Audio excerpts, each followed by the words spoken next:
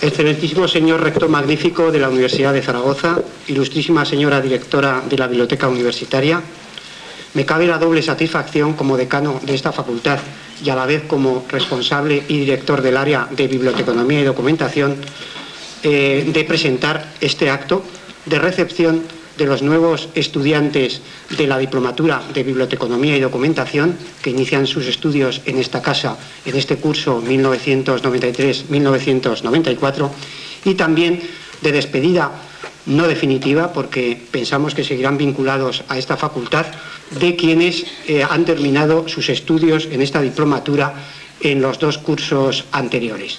En realidad se trata, pues, de dar una cálida despedida, que no definitiva, a las dos primeras promociones de la diplomatura de Biblioteconomía y Documentación.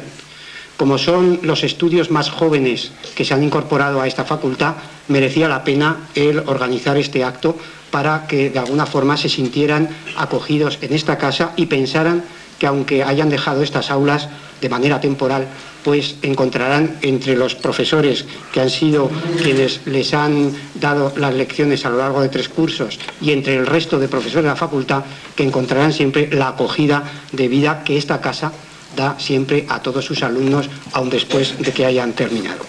Por mi parte, nada más. Muchas gracias. Bien, gracias, señor decano. Ilustrísimo señor decano de esta querida facultad, ilustrísima señora bibliotecaria, jefe de la Biblioteca General de nuestra universidad, profesores, estudiantes, amigas y amigos. Yo quisiera simplemente primero agradecer a la facultad por haberme invitado y a todos los profesores que forman parte de esta diplomatura de Biblioteconomía. Cuando ya vinieron a verme, hacía tiempo, por cierto, hace ya casi 2 o 3 meses, yo les agradecí mucho la invitación y también les felicité, y quiero aprovechar ahora para felicitar de nuevo a los profesores y a la facultad como tal, la figura de su decano, el tener estas iniciativas que me parece que son necesarias en nuestra universidad. A veces el trabajo intenso al que todos estamos sometidos no nos deja tiempo para pararnos un momento y hacer actos de esta naturaleza, que creo que son actos muy bonitos porque suponen, y muy agradables, porque suponen, en fin, decir cariñosamente, como bien ha dicho el decano, adiós a la promoción o a las promociones que han concluido, que van a inmediatamente concluir, y bueno, decirles, como muy bien ha dicho él, y me permites, decano, que él insista de nuevo en que el hecho de concluir la carrera no significa dejar la universidad no se deja nunca, esperemos que así sea, ¿verdad?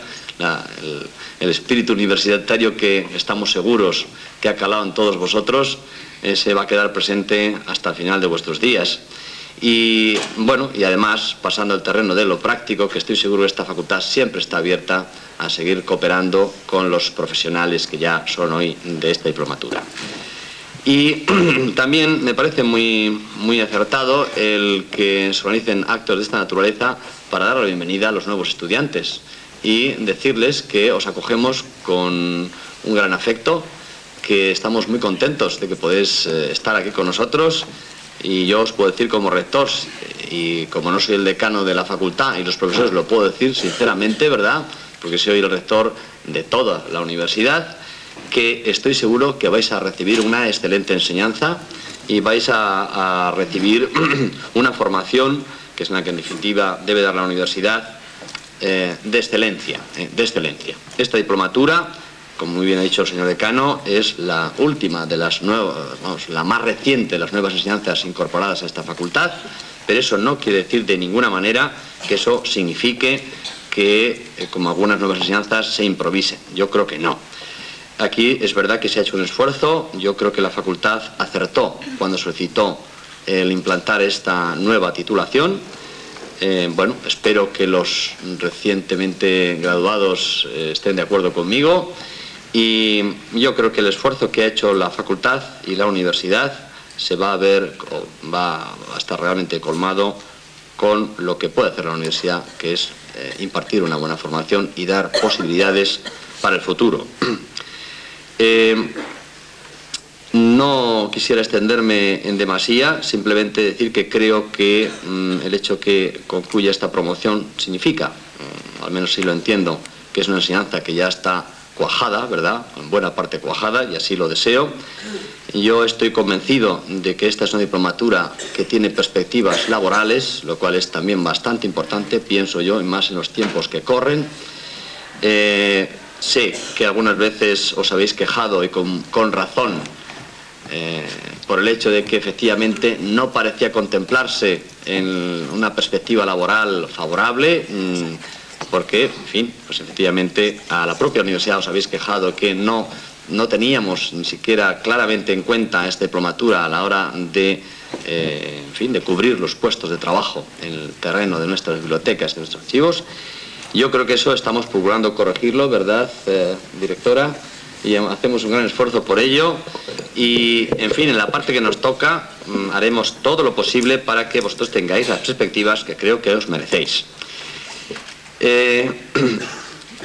La posibilidad, que también en su momento fue un objeto de cierta insatisfacción, el establecimiento de la licenciatura de segundo ciclo y aquella normativa que era claramente, yo creo, discriminatoria, y hay que decirlo así, para los estudiantes de esta diplomatura, creo que en un acuerdo reciente del Consejo de Universidades, en fin, pues ha quedado, yo diría que mejorada, ¿verdad? Mejorada, no sé si óptimamente para vosotros, pero sí notablemente mejorada.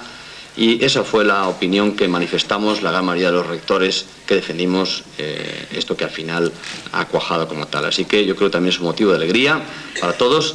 Si esa licenciatura fuéramos a implantar en nuestra universidad o no en el futuro, eso es cuestión que tenemos que discutir, si merece la pena, ¿verdad? Eso, yo siempre estoy abierto a las iniciativas que en su caso partan de los centros de una forma razonable y no olvidando que en este momento no vivimos precisamente tiempos de bonanza en lo que respecta a la implantación de nuevas titulaciones. Y eso es lo que me gustaría que mucha gente fuera consciente, ¿verdad?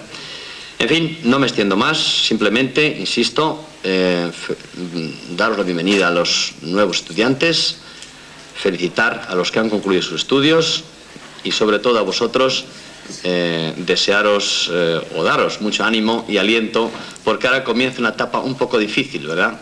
Esa etapa que media entre la conclusión de los estudios y la consecución del deseado trabajo. Es una etapa difícil donde hace falta el seguir pensando que el estudio no se acaba cuando uno aprueba la última asignatura, sino que prácticamente ahí es cuando realmente empieza, ¿verdad? Nada más quería decir eso. Gracias a todos y si me permitís, cosa que no me gusta hacer y que es la primera vez que lo hago, tengo un serio compromiso en este momento. Se ha muerto el padre de mi vicerrectora de investigación y, en fin, me gustaría acompañarles en el funeral, si no tenéis inconveniente y me sabéis disculpar. Gracias.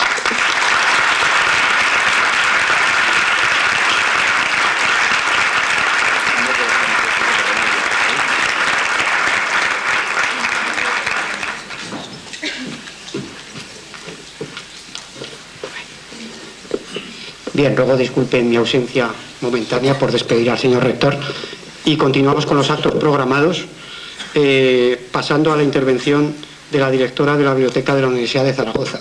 No sin antes el dar la bienvenida a todos los colegas y compañeros responsables de las bibliotecas y archivos que hoy nos acompañan.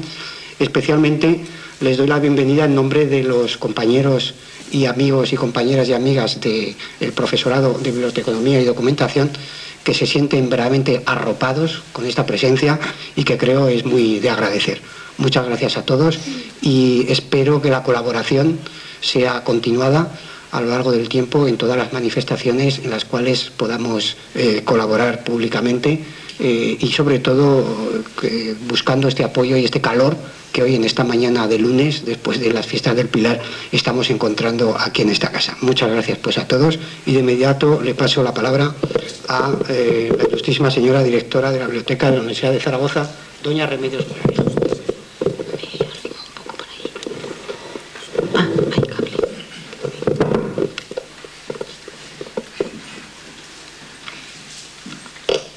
ilustrísimo señor decano, señores profesores y alumnos, compañeros y amigos. Deseo, en primer lugar, agradecer a quienes organizan este acto su amable invitación para participar en él y por ofrecerme la oportunidad de dirigir un saludo cordial a los alumnos que ahora inician sus estudios en el área de documentación y dar una bienvenida, también cordial, a quienes los han finalizado y se disponen a incorporarse a nuestro mundo profesional. A todos ellos ofrecemos nuestra colaboración junto con el deseo de que continúe y pueda ampliarse la que ya venimos manteniendo con esta diplomatura. Mi intervención tratará de ser un breve análisis de algunos de los rasgos más característicos de nuestra profesión en el momento presente y de algunas de sus perspectivas. Y para no salirme del tiempo lo he traído escrito para ceñirme estrictamente a lo que se me había ordenado. Actualmente, y cada vez más, los conceptos de archivero, bibliotecario, documentalista no son unívocos y se ejercen en campos tan amplios como diversos. En archivos históricos, administrativos o de empresas, de instituciones públicas o privadas, en bibliotecas públicas y en bibliotecas nacionales, universitarias y especializadas, como responsables del control y conservación del patrimonio bibliográfico o de la educación permanente de la comunidad, de centros de documentación altamente especializada o de la lectura para el ocio, como gestores de colecciones académicas o de la información para una industria. Existe, sin embargo, una problemática común y un núcleo de conocimientos basados en principios, teorías y en ciertas leyes comunes y universalmente compartidas que constituyen el objeto de los estudios de documentación.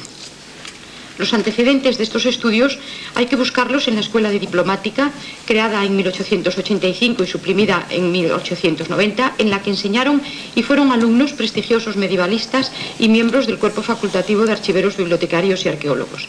Y en la Escuela de Documentación de la Biblioteca Nacional, que con diversos nombres funcionó desde 1964 hasta años muy recientes, aunque sin titulación oficial.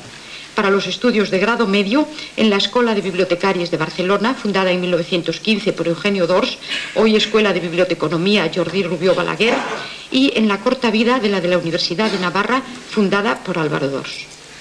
Otro rasgo común a las profesiones de la documentación es la de ser profesiones de apoyo. Por eso están presentes tanto en la preparación como en el ejercicio de otras y están además al servicio de toda la sociedad. Este concepto de servicio a la sociedad, junto con la consideración de la información como un bien público tan en boga actualmente, no son, sin embargo, nuevos en nuestro terreno profesional.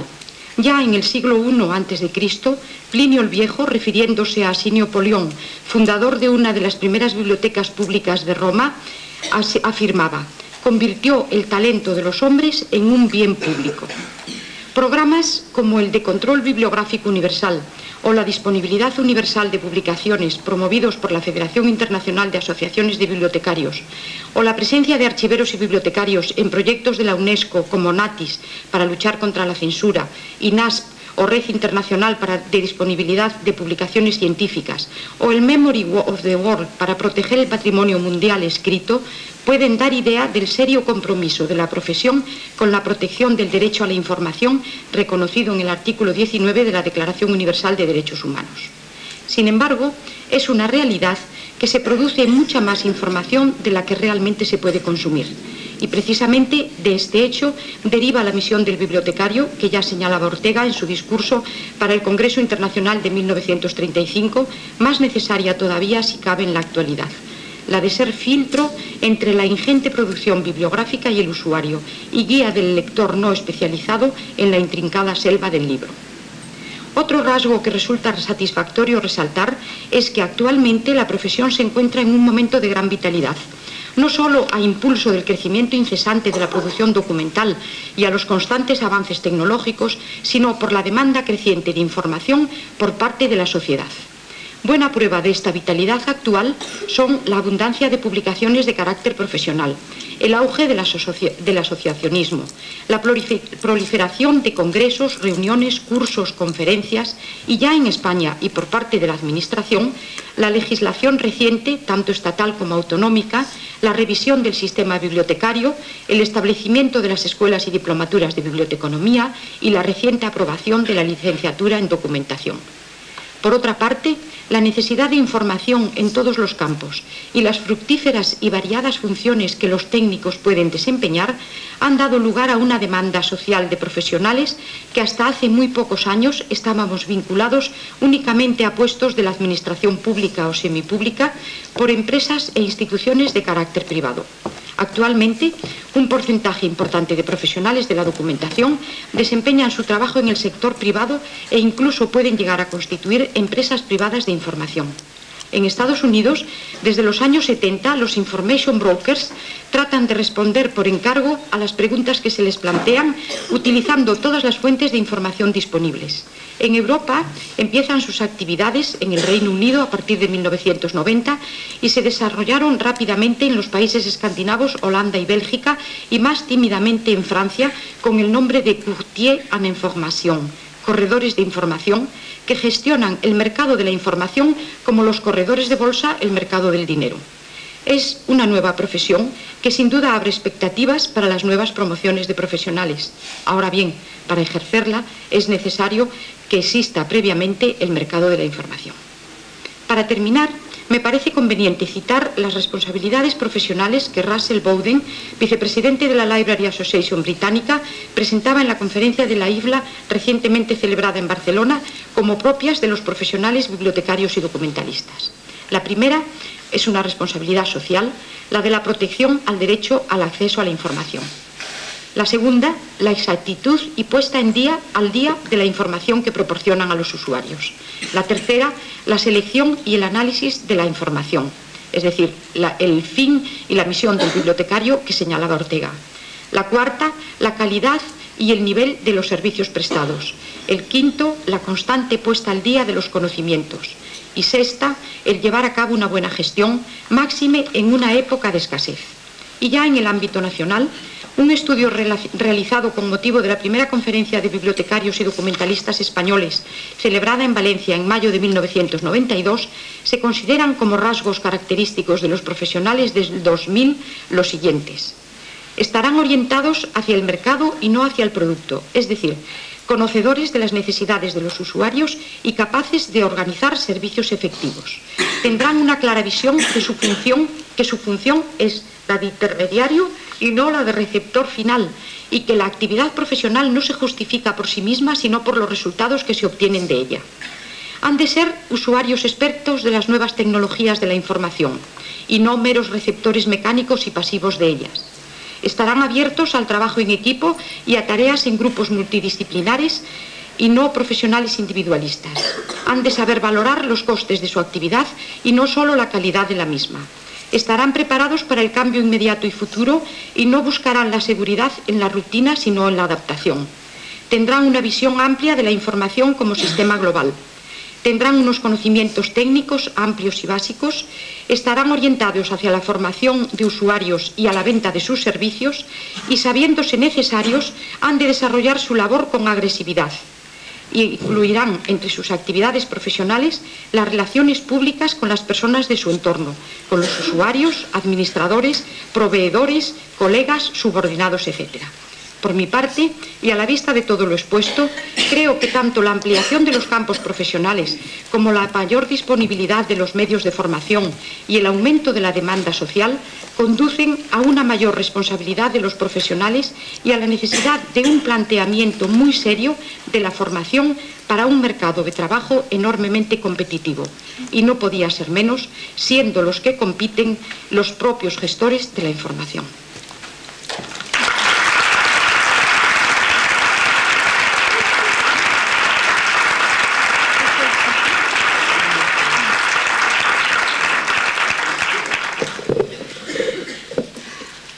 Agradecemos a la ilustrísima señora directora de la Biblioteca Universitaria su intervención y pasamos a continuación a la entrega de diplomas a las promociones 1989, 1992 y 1990-1993.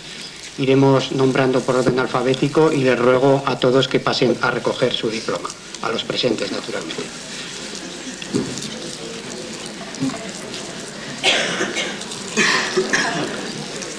Nos los repartimos, ¿verdad?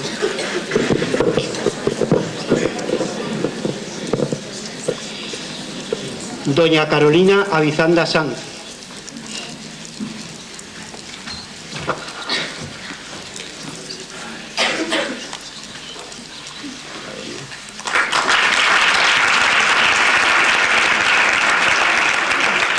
Doña María Ángeles Alonso Cacho.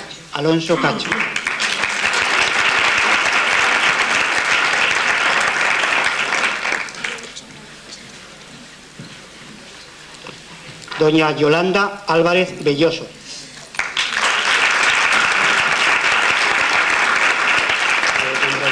Doña Susana Antón Larrañaga.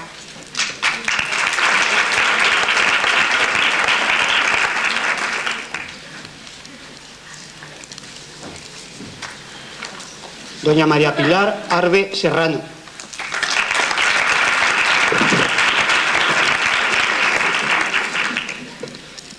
Doña Margarita Claraco Colmenares.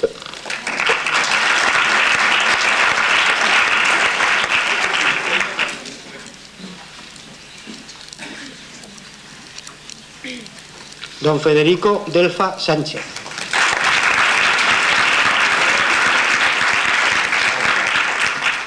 Doña Sara Ezquerra Cebollada.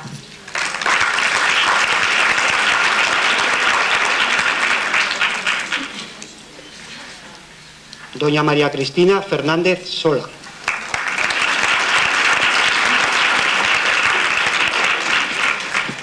Doña Rosario Garcés Pérez.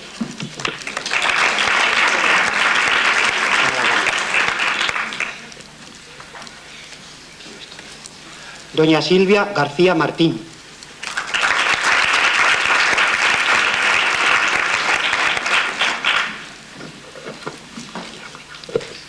Doña María José Jiménez Marco.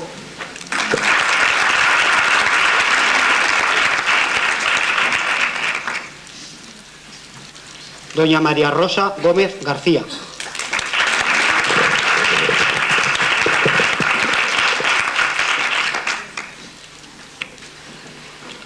Doña Sara Gómez Pérez.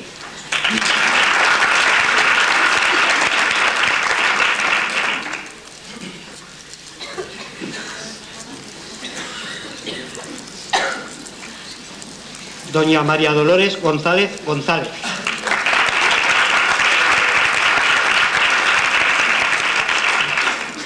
Doña Ana Cristina Gómez Sancho.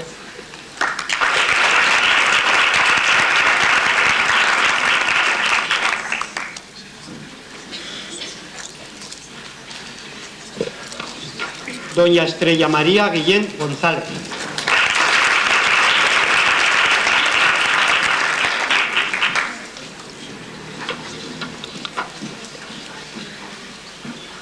Doña Sara Enar Castejón.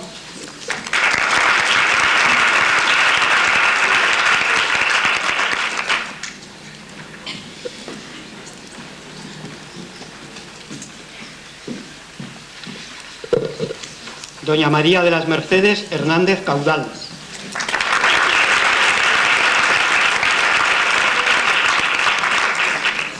Doña Belén Hernando Terrado.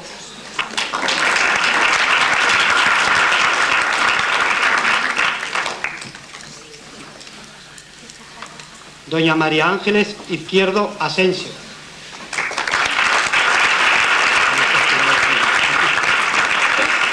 Doña María Inmaculada Ladaga Cuenca.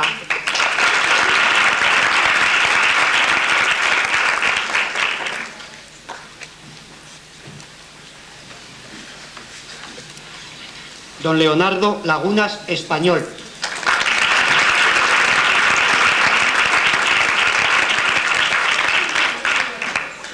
Doña Eva Magallón Velaza.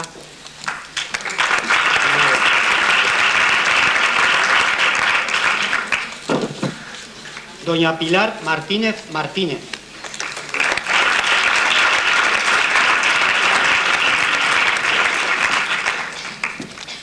Doña María del Carmen Martínez Losa Pérez.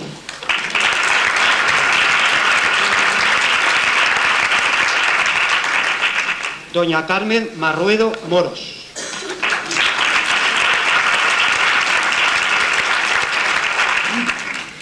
Doña Marta Mesa Gancedo.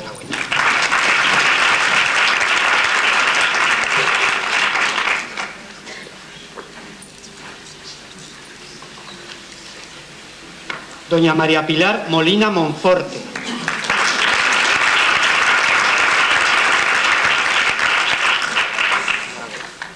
Doña Silvia Montuenga Gómez.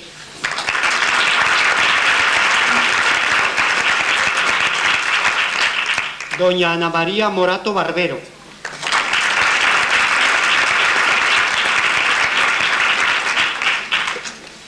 Doña María Mercedes Muñoz Escolá.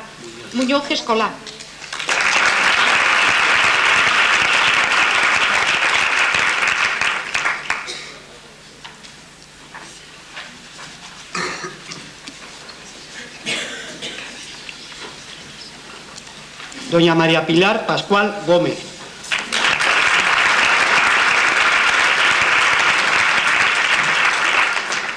Doña Carolina Peciña Martín.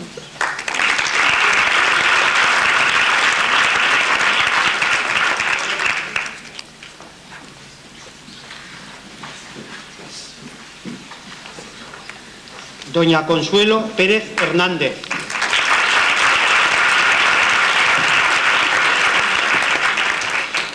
Doña María del Mar Pérez Pascual.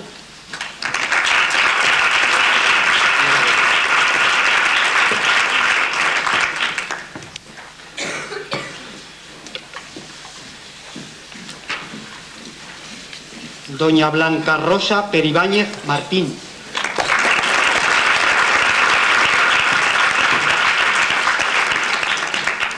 Don Miguel Ángel del Prado Martínez.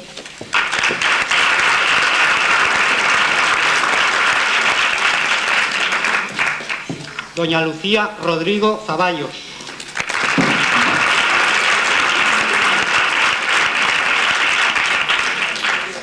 Doña Esther Sabaté Quinquilla.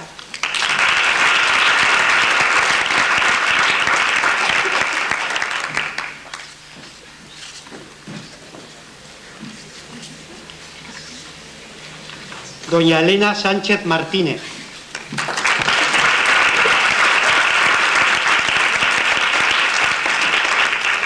Doña Marisol Sánchez Nicolás.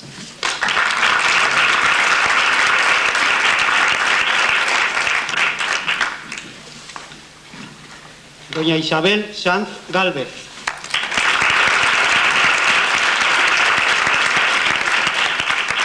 Don Carlos Sanz Paricio.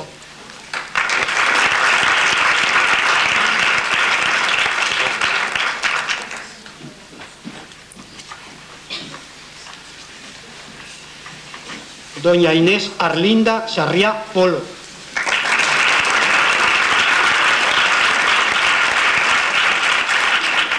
Doña Olga Sastre Velasco.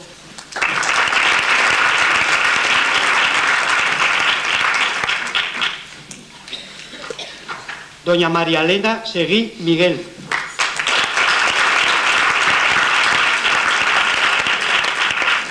Doña Natividad Vinacua Martín.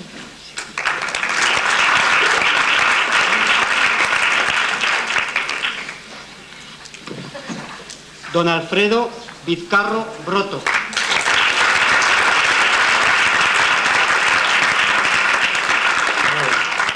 Doña María Luisa Pérez Allende.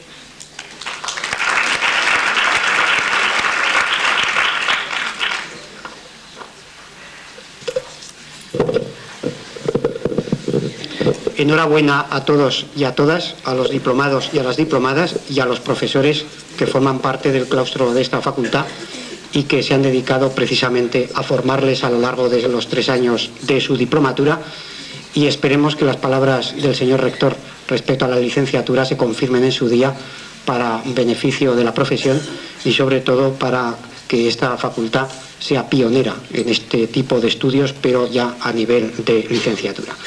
Si les parece, dado que vamos bien de tiempo, podemos hacer una breve introducción de 15 minutos con objeto de tomar un café o hacer simplemente un receso, y a eso de las 12 menos 10 o 12 menos 5, pasar a la segunda parte del acto con la intervención del excelentísimo señor doctor Guillermo Fatás Cabeza, y a continuación la conferencia sobre creación y recreación de una letrería por don José Luis Acín, don Pablo Murillo y don Francisco Serón. Interrumpimos pues este acto durante 15 minutos. Gracias.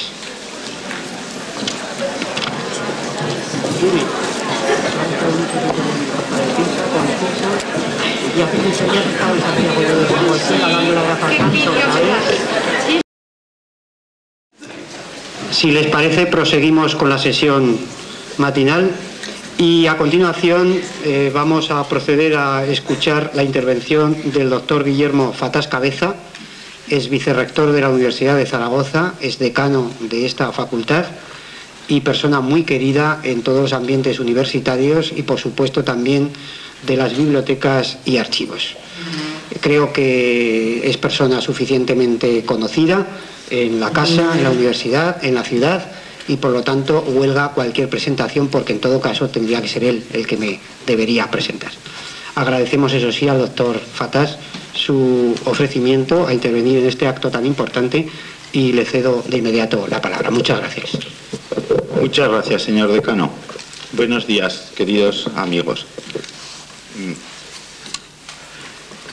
He venido porque algunos profesores de la especialidad me explicaron que querían instaurar una tradición académica que en otros momentos ha existido en nuestra casa y que se ha perdido. Ya entrará Javier, estamos en familia. Y es la de despedir a los titulados y recibir a los nuevos alumnos. Hace falta eso, y yo me alegro mucho de que sea la más moderna de nuestras 8 titulaciones la que se empeña en darnos esa lección. En esta casa trabajamos casi 4.000 personas y como una más, ya han oído ustedes la lista de mis pecados académicos de boca del profesor Sarasa. A mí me interesan mucho las 4.000, los 3.000 y pico discentes y los 200 y pico profesores. Y lo que les quiero contar a ustedes en mi breve intervención es un conjunto de sensaciones para que los que vienen sepan a dónde han venido y dónde están. Y los que se marchan mantengan unos vínculos que les voy a pedir en nombre de lo que yo creo que es la mayoría silenciosa de un profesorado ya disperso en una decena de departamentos y en 8 currículos, 7 más 1, algunos de reciente implantación. Yo llevo en esta casa 32 años, 5 como estudiante y 27 más como aprendiz de cosas. Es una casa muy rica, esta nuestra. Solo le falta riqueza material. En eso es mísera, más que pobre es esta casa, o menos que pobre, según se mide. Pero es muy rica, es extraordinariamente rica. Hemos oído muchas veces que los universitarios vivimos en la Torre de Marfil, que falta conexión entre la universidad y la sociedad. Eso puede que sea institucionalmente verdad, pero les pongo a ustedes por testigos en el día de hoy de que es un aserto falso, un tópico estúpido, particularmente referido a la Facultad de Filosofía y Letras. Esta casa, desde que se crea como tal facultad, sus antecedentes están en el siglo XII, pero en fin, en su etapa moderna, es la explicación de sucesos de conciencia colectiva, de estados de opinión, de adquisición por la sociedad inmediata, que no es solo la aragonesa, de categorías de pensamiento, de acuñación de conceptos que inicialmente tienen que ver con la erudición y la investigación básica, que en letras también se hace, pero que tienen que ver con la vida diaria. Desde aquí modificamos conciencias, por todo género de razones. Primero porque nuestra vocación de docentes y de investigadores, en todos los casos, en las 8 especialidades que existen en la facultad, se dedica a estudiar las sociedades humanas, desde los más diversos puntos de vista. La producción de sus ideales, de sus modos de vida, de sus reacciones ante el medio ambiente natural, cultural, social, político y económico. La manera de hablar, de vivir, de pensar, de expresar simbólica, alegórica o directamente el mundo de lo imaginario, las categorías de valores. Pero en esta casa los modificamos. Año tras año, personas conocidas, cuyos nombres no daré, entre los que figura modestamente el mío, pero la lista abarca prácticamente al claustro de la facultad, han entregado y entregan a un sector social muy amplio, que como digo desborda el marco de la comunidad autónoma aragonesa, cantidad de herramientas de supervivencia, de autoestima, de autocrítica. No se entiende hoy ni un solo de los discursos del debate político penúltimo que quieran ustedes escoger en la coyuntura diaria, que si autonomías, que si 15%, que si el problema del paro, que si el corredor del Ebro, que si la infraestructura industrial, sin esta casa, punto. Hoy los aragoneses saben cuál es su bandera histórica, porque en esta casa hubo debates en un momento dado. Tienen como señal de identidad propia, por ejemplo, el mudéjar, o una percepción neta de que la ciudad de Zaragoza es la metrópoli del Valle del Ebro, porque en esta casa no solo se estudia historia y filología, sino que los geógrafos, que son tan interdisciplinares como los biblioteconomistas y documentalistas, llevan muchísimos años haciendo estudios de todo género, prognosis, proyecciones, pirámides, cartografía de usos de suelo. Otra cosa es que la sociedad y sobre todo las instituciones políticas se nieguen, por comodidad, a meter en su panorama de planificación, de prioridades presupuestarias, lo que se hace en una casa como esta. Ya sabemos que genéricamente incluso nuestros colegas de campus nos llaman los filósofos, y que nuestra característica profesional es que nos ocupamos del rollo. Los filósofos tenemos mucho rollo, cosa que nadie se atreve a decir de un estudioso de los compuestos organometálicos. Por ejemplo, son saberes muy importantes, aunque no se entiendan, o de la matemática especulativa, o de las ingenierías aplicadas, o del derecho registral inmobiliario, o cosas así, ¿no? O de la microeconomía. En cambio, en filosofía y letras hay unos ornatos que se supone vagamente que tienen que existir, porque al fin y al cabo los chicos del bachillerato, aunque casi ninguno lo consiga, pues tienen que saber que viven en la península ibérica y cosas de estas. Pero no mucho más.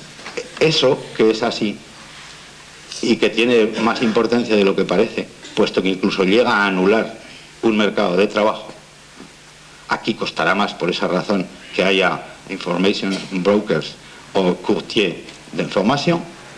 Ustedes tendrán problemas como estudiantes y como titulados que otros no tienen, porque la percepción social de las funciones que desarrolla esta casa es enormemente míope y muy disminuida, pero eso no debe en absoluto molestarles, sí, pero no entorpecer el elemento principal que les ha traído a esta casa con seguridad a la inmensa mayoría, que es el amor por el oficio que han elegido, la vocación. La inversión de la empresa pública y privada española en el capítulo I+D, investigación y desarrollo, es hoy, a pesar del esfuerzo que ha hecho el Estado en los últimos 8 años en el desarrollo de los planes nacionales de investigación científica y técnica, del orden del 0,8% del PIB. Algo así como 1/3 del estándar centroeuropeo occidental.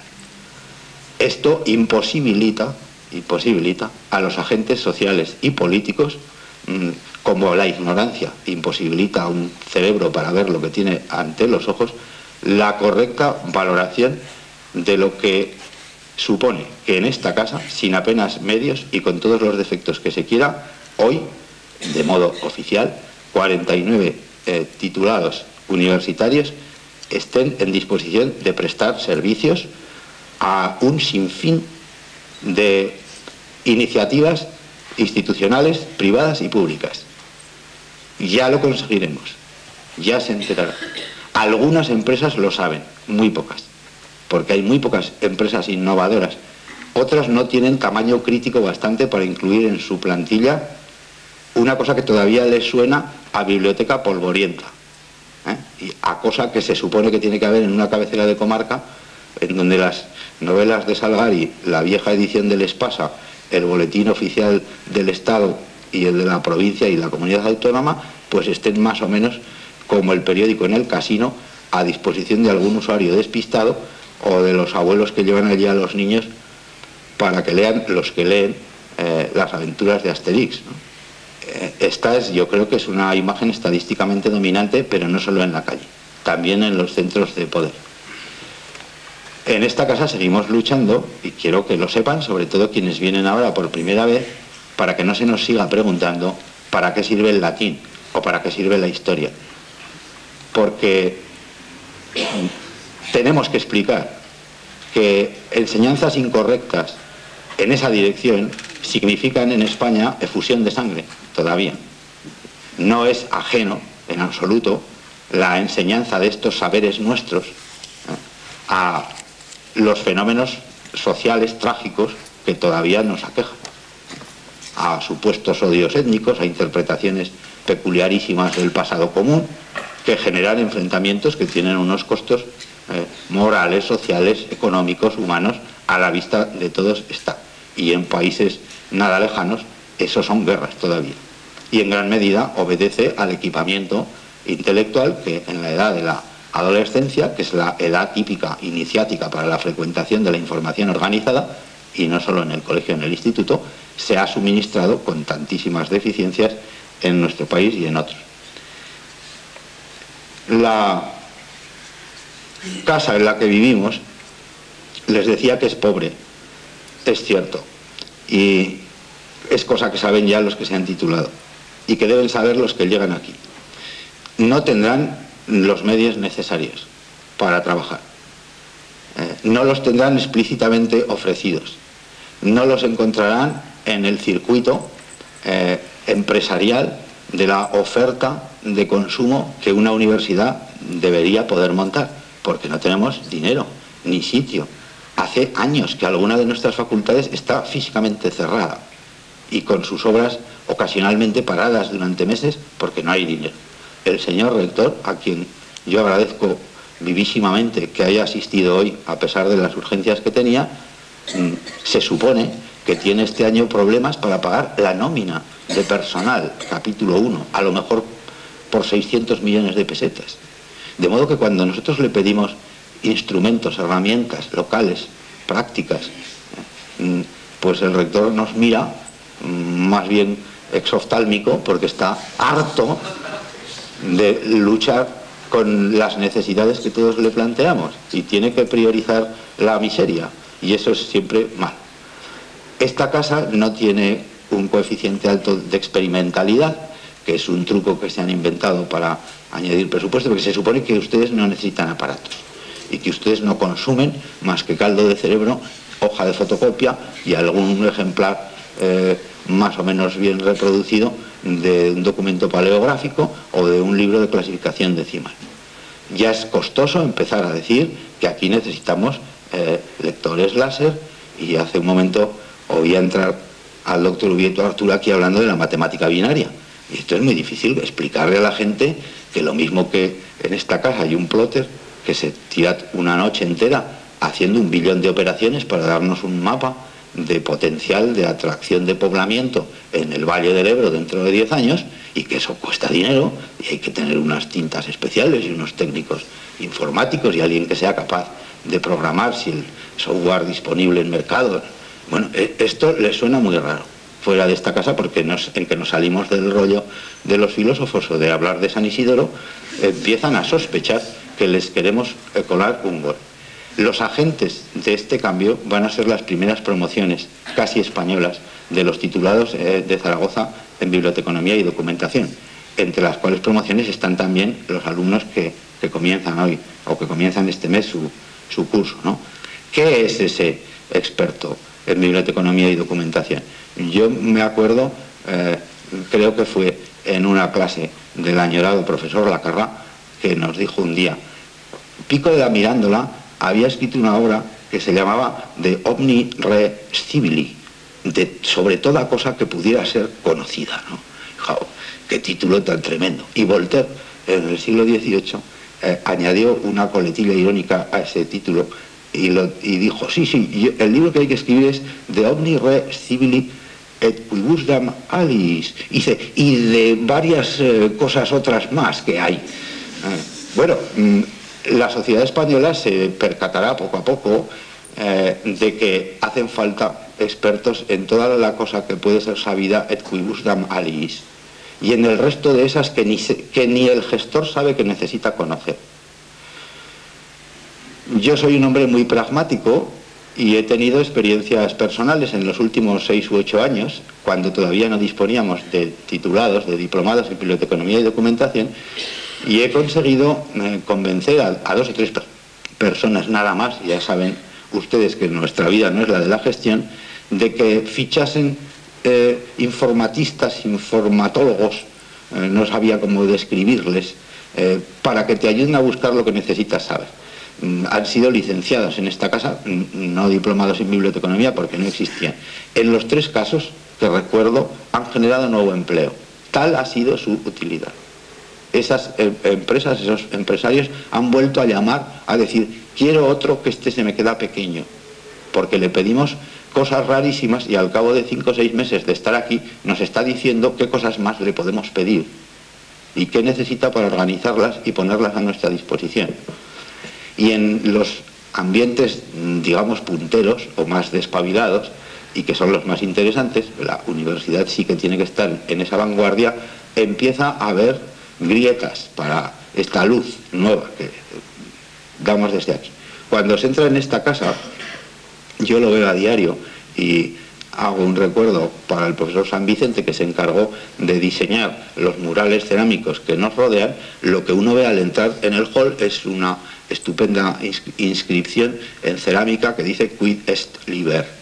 El que entra en esta casa se encuentra con la vieja lengua científica universal y la primera pregunta que se le plantea aquí es ¿qué es el libro? Porque el libro, a pesar de McLuhan, yo en eso soy más de Bradbury y de su Fahrenheit 451, es y sigue siendo el único expediente que ha encontrado el ser humano, como saben ustedes mejor que yo, para hacer la maravillosa ampliación cuasi genética de sus posibilidades de memoria y de saber.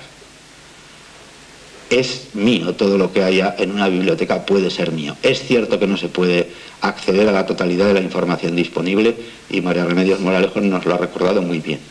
Pero puedo acceder a cualquier parte si hay alguien que me ayuda a conseguirla, que me ayuda en los rastreos. Pero en esta universidad es todavía posible entrar por cualquiera de sus instalaciones y preguntar dónde está la biblioteca sin que se emita respuesta. No hay respuesta monosilábica. Teníamos que, en una sola palabra, decir allí. ¿Dónde está la biblioteca de la Universidad de Zaragoza?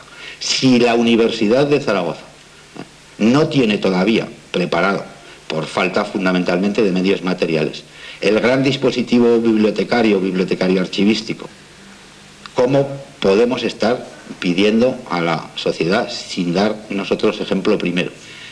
Eso es lo que les pido que hagan ustedes, que aprieten, que en esta casa que les quiere dar mucho, que les ofrece mucho, van ustedes a encontrarse con obstáculos de tipo físico, de tipo material, de atropellamiento, de incomodidades de horarios.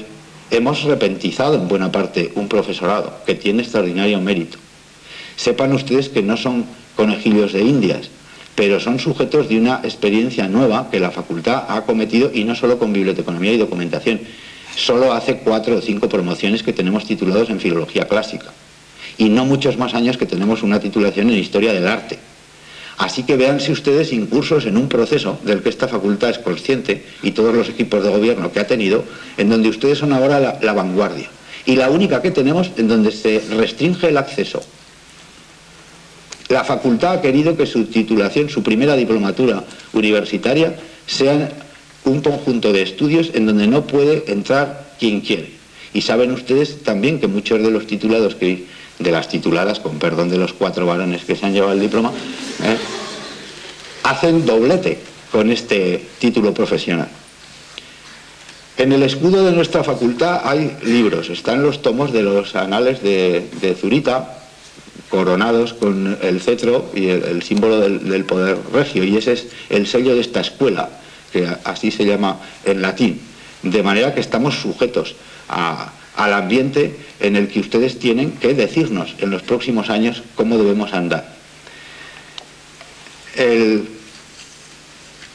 Ha dicho María Remedios que las primeras escuelas de lo que hoy llamaremos biblioteconomía y documentación se debieron a iniciativas de Eugenio d'Ors y de Álvaro d'Ors, padre e hijo.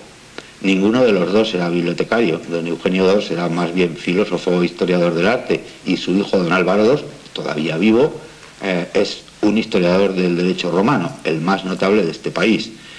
No es casual que sean gentes de ese rango intelectual y con dedicaciones ajenas a la organización propiamente dicha del saber los que necesiten crear escuelas para disponer de profesionales que les ayuden a caminar, y tampoco es raro que tengan tan poco eco social, ¿no? Pero ahora que estamos en tiempos en que ya tenemos unidades para medir la información, porque antes se medía por libros, ¿eh? La Biblioteca de Alejandría se calcula que en el siglo I tenía 700.000 volúmina, no me atrevo a llamarlos libros, ¿no? Hoy la Biblioteca del Congreso de los Estados Unidos pues se cuenta por millones, pero nosotros tenemos que empezar ya a medir en bites, en octetos, ¿no? En megas y en gigas, ¿eh? Ni siquiera sabemos, medido en eso, con qué contamos en la Universidad de Zaragoza. Hasta ese punto llega nuestra penuria material.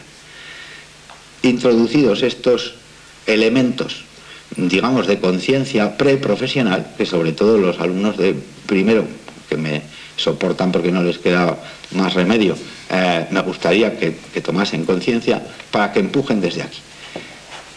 Casi sin querer, estando bien, en esta casa nos empujan los filólogos modernos, nos empujan los filólogos clásicos, empujamos los historiadores. ¿A quiénes? Pues a nuestros directores de departamento, a nuestros decanos. Seguramente un alumno de primero de la diplomatura se ve como una gota de agua en el océano, y lo es, ¿eh? Es una gota de agua en un océano de 3.000, pero las reclamaciones mayores que llevo yo a mi área, departamento y decano, proceden de mis alumnos de primero.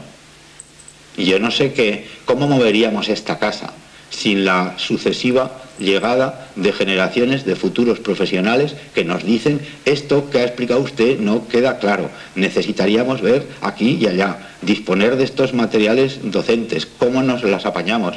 De ahí nace básicamente la reivindicación de infraestructuras docentes, porque queremos dar buenos profesionales a la sociedad.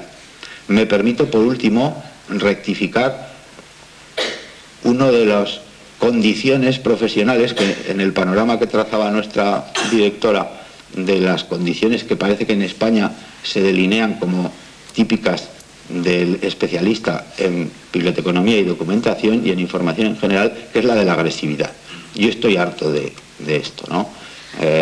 La competitividad, pues bueno, yo creo que ustedes deben ser incisivos más que agresivos. Yo creo que ya está bien. ¿Y eso qué quiere decir? Pues que tienen ustedes que desvelar al que no sabe, que a menudo será un superior, desde la lealtad crítica que se le debe, qué cosas podría hacer y no hace teniendo los medios a su alcance. A nadie se le puede pedir que haga lo que no está a su alcance, pero es de todo punto exigible que pidamos que se haga lo que se puede hacer, y por lo tanto una correcta asignación de prioridades. El paso siguiente, y con esto concluyo, es mi convicción. No les voy a desear un feliz futuro porque sí, no sé qué, no es eso. De que en esta casa fabricamos hace mucho tiempo, por una inercia inevitable, funcionarios, lo cual es santo y bueno. Yo soy funcionario y estoy muy orgulloso de ser, por lo tanto, un servidor del común. Pero en su profesión, en esa diplomatura, precisamente en esa, tenemos que introducir en la cabeza de los futuros profesionales una variable muy significativa. No tienen por qué estar sujetos al único horizonte de las oposiciones, que ha sido el tradicional en esa profesión, con las diversas denominaciones que ha tenido desde los viejos cuerpos facultativos de archiveros, bibliotecarios y arqueólogos, etc. Ya no. Ya empieza a haber, sin titulados en biblioteconomía y documentación, empresas que bajo el gran paraguas de denominaciones genéricas como consultoras, etc., tienen especialistas empíricamente formados en eso que ustedes están aprendiendo de manera sistemática. Yo tengo la intuición de que si un grupo, a ser posible no solo compuesto de titulados de biblioteconomía y documentación, piensa bien las cosas y acogiéndose a fórmulas, para que no digan que estamos en la Torre de Marfil, que no es cierto, de empresarios jóvenes, de ayuda a la creación de empleo en pequeña y mediana empresa, constituyen un negocio de consultoras específicas de courtier de información o de information brokers, eso ya hay masa crítica en una ciudad metropolitana de 600.000 habitantes, con industrias que a veces tienen 10.000 empleados fijos en plantilla, para que en un periodo de carencia de 6, 8, 10, 12 meses haya un tirón del mercado, porque este país o innova tecnológicamente o no sale del atasco. Y seremos naturalmente una colonia de quienes innovan. Esta reflexión es la que les ofrezco como regalo de bienvenida de los profesores de la casa, que paseamos junto a ustedes, que pensamos en ustedes, aunque no trabajemos directamente con ustedes. Y el ofrecimiento, que no he consultado, pero conozco muy bien a mis colegas filólogos, geógrafos e historiadores, que hago con total seguridad, de que lo mismo que sus profesores, colegas nuestros, recurren, a veces erróneamente, como en este caso, a nosotros para lo que necesitan, háganlo ustedes también. Siéntanse en su casa. Vayan, si necesitan, en tal biblioteca, aunque no forme parte formalmente de su currículo, con tal profesor o experto que creen ustedes que podría resolverles un problema particular o general, no se atengan a la sistemática formal de las relaciones jerárquicas, porque eso sí que esta casa ha conseguido romperlo. Y no encontrarán ustedes ni un solo despacho de docente, fuera de horas de clase, que se les cierre por la razón de que ustedes no sean alumnos de esa persona. Ese es uno de los recursos que sí puede ofrecer la facultad y que yo les invito a ustedes, a la vez que les repito mi bienvenida, a que utilicen con frecuencia. Muchas gracias.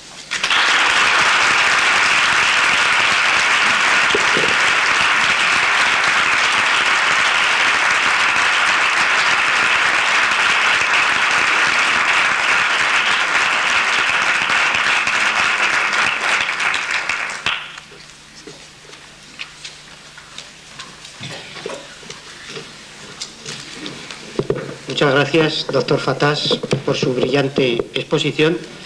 Y a continuación, para concluir este acto, pasamos a la conferencia sobre creación y recreación de una letrería a cargo de don José Luis Acín, don Pablo Murillo y don Francisco Seral. Como decano y responsable del área de biblioteconomía y documentación, agradezco mucho a los intervinientes el esfuerzo por venir aquí hoy por la mañana a deleitarnos y además a ilustrarnos sobre un tema tan interesante para todos los profesionales de los libros. Yo creo que tanto los licenciados en Historia como los bibliotecarios y los archiveros somos al fin y al cabo profesionales de los materiales, de esos instrumentos a los cuales, instrumentos de trabajo a los cuales hacía referencia el doctor Fatás. Después de la conferencia terminaremos todo con un vino de honor que se servirá en la antesala del decanato. Muchas gracias y les dejo con don José Luis Acín, don Pablo Murillo y don Francisco Seral.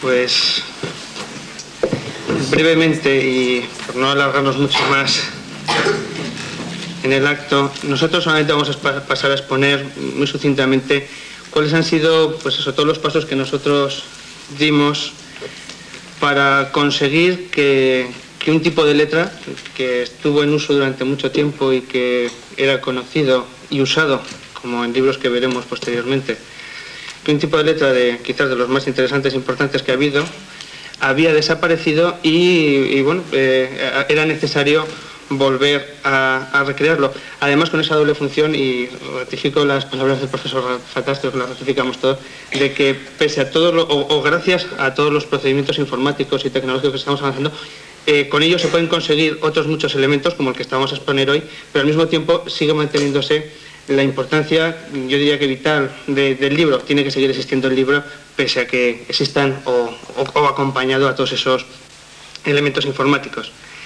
Bien, el libro que sucintamente y rápidamente pues, se tiene que empezar a ver dentro de la trayectoria que tiene el surgimiento de la imprenta. Es obvio y queda fuera de este marco decir bueno, pues, qué es lo que conllevó y qué aportó. Su expansión y difusión por Europa fue gracias a determinados impresores y al mismo tiempo figuras que no solamente se dedicaban a imprimir los libros, sino que se creaban sus propias letrerías o tipografías. Hemos acuñado aquí porque uno de los colaboradores del libro, Jaime Moll, precisamente lo aportaba, que en vez de llamarle tipografía, como modernamente se utiliza, se le denomina letrería. Esas letrerías, y por supuesto también eran encuadernadores, esas letrerías o tipografías que desde el siglo XV al XVIII, que es el momento que nos ocupa, para la que hemos recuperado, existieron y se fueron creando a lo largo de esas 3 centurias, como eran la Baskerville, la Caslon, la Didot, la de Fournier el Joven, la de Bodoni, ampliamente conocida, Garamond o Plantin. Todos ellos, como decía, hacían todo, desde la creación de la letrería hasta la encuadernación, pasando por supuesto por la impresión. Importancia y expansión de todas estas letrerías y de todo este arte impresorio, que tras el declive, sobre todo surgido en España en el siglo XVII, resurgió y se recupera fuertemente a lo largo del siglo XVIII. Como se puede demostrar con las muchísimas ediciones, y de quien vamos a hablar, de Joaquín Ibarra, era un gran maestro en ello, que en esa centuria se hicieron, alcanzando grandes niveles de calidad las mismas. Sin ir más lejos, uno de los que se va a comentar, el Salustio, que tenemos ahí encima una edición facsímil, se llegó y se sigue comentando que es el libro mejor impreso y de mayor calidad que se hizo en todo el siglo XVIII. Y eso lo hizo, pues para empezar, uno nacido en Zaragoza, del que estamos hablando, que es Joaquín Ibarra. Bien, dentro de ese impulso que tiene en el siglo XV la imprenta, varias ciudades son las que figuran como punteras en lo que en estos momentos se puede llamar España. Esas ciudades son Valencia, Barcelona, Segovia o la propia Zaragoza, que en muchos momentos se disputaron, ahora está claro que ha sido Valencia, pero que en muchos momentos se disputaron quién era la primera que había impreso un libro. En estos momentos se sabe, está totalmente demostrado que es Valencia con el libro de las Horas de la Virgen María. Pero no podemos desdeñar, aunque Zaragoza no fuera la primera que estuvo en esa confrontación, sí que está claro que Zaragoza cuenta, y de ahí su importancia en este ámbito, con tener el primer libro impreso que tiene colofón completo y que se conserva precisamente en nuestra Biblioteca General Universitaria. Aquí está su directora para hablar de él si fuera al lugar. Ese libro es el Manipulus Coraturum, impreso en 1475, y que ha pasado también como uno de los mejores libros impresos en ese momento, de mayor calidad y de mayor belleza dentro del mundo del libro. Su impresor, Mateo Flandro, inició esa larga lista o nómina de impresores que, bien desde su origen en la propia Zaragoza, o bien porque se fueron asentando en ella, sobre todo en los primeros momentos, pues por ejemplo con la llegada de alemanes, esa larga nómina decía que van a hacer de esta ciudad una de las más relevantes en el mundo del arte impreso. Así, a lo largo de esas centurias, desde el siglo XV al XVIII, van pasando, y como muestra representativa solamente, los nombres, pues por ejemplo, de Pablo Urus, de Enrique Botel, Juan Planck, Jorge Cozzi. Muchos de ellos además pueden sonar porque en estos momentos son calles de esta ciudad. Lupa Pentenguer, Juan de Larumbe, Diego Dormer, Mariano Miedes, Luis Cueto o Francisco Revillas. Todos ellos, como decía, impresores zaragozanos o asentados en esta ciudad a lo largo de los siglos XV al XVIII. Pero de entre todos ellos, y dentro de ese resurgimiento que tiene la imprenta en el siglo XVIII, auspiciada por el entonces monarca Carlos III, creemos que figuraba, y de ahí también todo nuestro trabajo para recuperar esta letrería, que figuraba con nombre propio el zaragozano Joaquín Ibarra y Marín, nacido en 1725 y muerto en 1785. Joaquín Ibarra se formó junto a su hermano Miguel en la entonces floreciente Universidad de Cervera, a donde Manuel Ibarra había ido a dirigir su imprenta y en la que él aprende el oficio, además de otras enseñanzas pues esenciales en aquel momento y sobre todo para desarrollar su arte, como era, por ejemplo, y también hablaba el profesor Fatal hace un momentito de él, como era la enseñanza del latín. En 1753 se traslada definitivamente y se afinca ya en Madrid, en donde tras una serie de pasar por varios establecimientos impresores que fue creando él, llega a ser impresor de Su Majestad, del Supremo Consejo de Indias, del Arzobispado Primado, del Ayuntamiento y, quizás como colofón de toda esa larga trayectoria, de la Real Academia de la Lengua. Joaquín Ibarra, por lo que comentábamos antes, está considerado como quizás el mejor artífice del siglo XVIII en el arte de imprimir libros, además de ser inventor e innovador de algunos de los procedimientos para conseguir una mejor impresión, fundamentalmente en lo que se refería al uso de las tintas. Era colaborador habitual con los mejores grabadores y tipógrafos del momento, con los cuales se ilustraba los grabados para ilustrar sus libros y los grabadores para crear con los nuevos punzones las nuevas letrerías. Y de sus máquinas salieron, como ya comentábamos, pues maravillosas ediciones como una edición del Quijote, o la que anteriormente hemos citado de la Conjuración de Catilina y la Guerra de Yugurta, conocida como el Salustio entre los bibliófilos, que, como también se comentaba, o se está considerada como la mejor y más primorosa de todos los impresos que esa centuria vio. Bien, precisamente para la realización de este último libro, Joaquín Ibarra encargó la realización de una nueva tipografía o letrería a Antonio de Espinosa, tipografía que desde entonces ha pasado con el nombre de Ibarra, y la cual fue, y hasta hace escasamente 30 años, fue usada con bastante prodigalidad, pese a que no es exactamente la que ha llegado hasta hace 30 años en los talleres tipográficos de la imprenta o en la sección de tipografía de las imprentas. No era la original, ya que a lo largo de los años había sufrido pues, pequeñas variaciones mínimas, sobre todo en los rasgos que acusaban las distintas letras, pero que en definitiva era esa letra que en el siglo XVIII se crea para editar, o para imprimir, como se decía, esta edición de El Salustio en español, en castellano. Bien, letra que había caído en desuso hace más o menos, como apuntaba, hace 30 años, ante los nuevos procedimientos de imprimir. Las imprentas, paulatinamente, desde 30 años hasta hace unos 5 o 6, pocas son las que quedan ya, que tengan tipografías, bueno, pues han ido desapareciendo de sus talleres esos sistemas de impresión tipografía, o por moldes tipográficos, por letritas, y se han ido acoplando, se han ido introduciendo los distintos procedimientos informáticos para hacer los nuevos libros, es decir, la fotocomposición y el tratamiento en offset. Bien, técnicas que, por supuesto, hacen más rápido la edición de un libro. Yo no diría que mayor calidad, tenían también mucha calidad los libros que editaban desde el siglo XVI, pero con otras posibilidades que ofrecen hoy en día.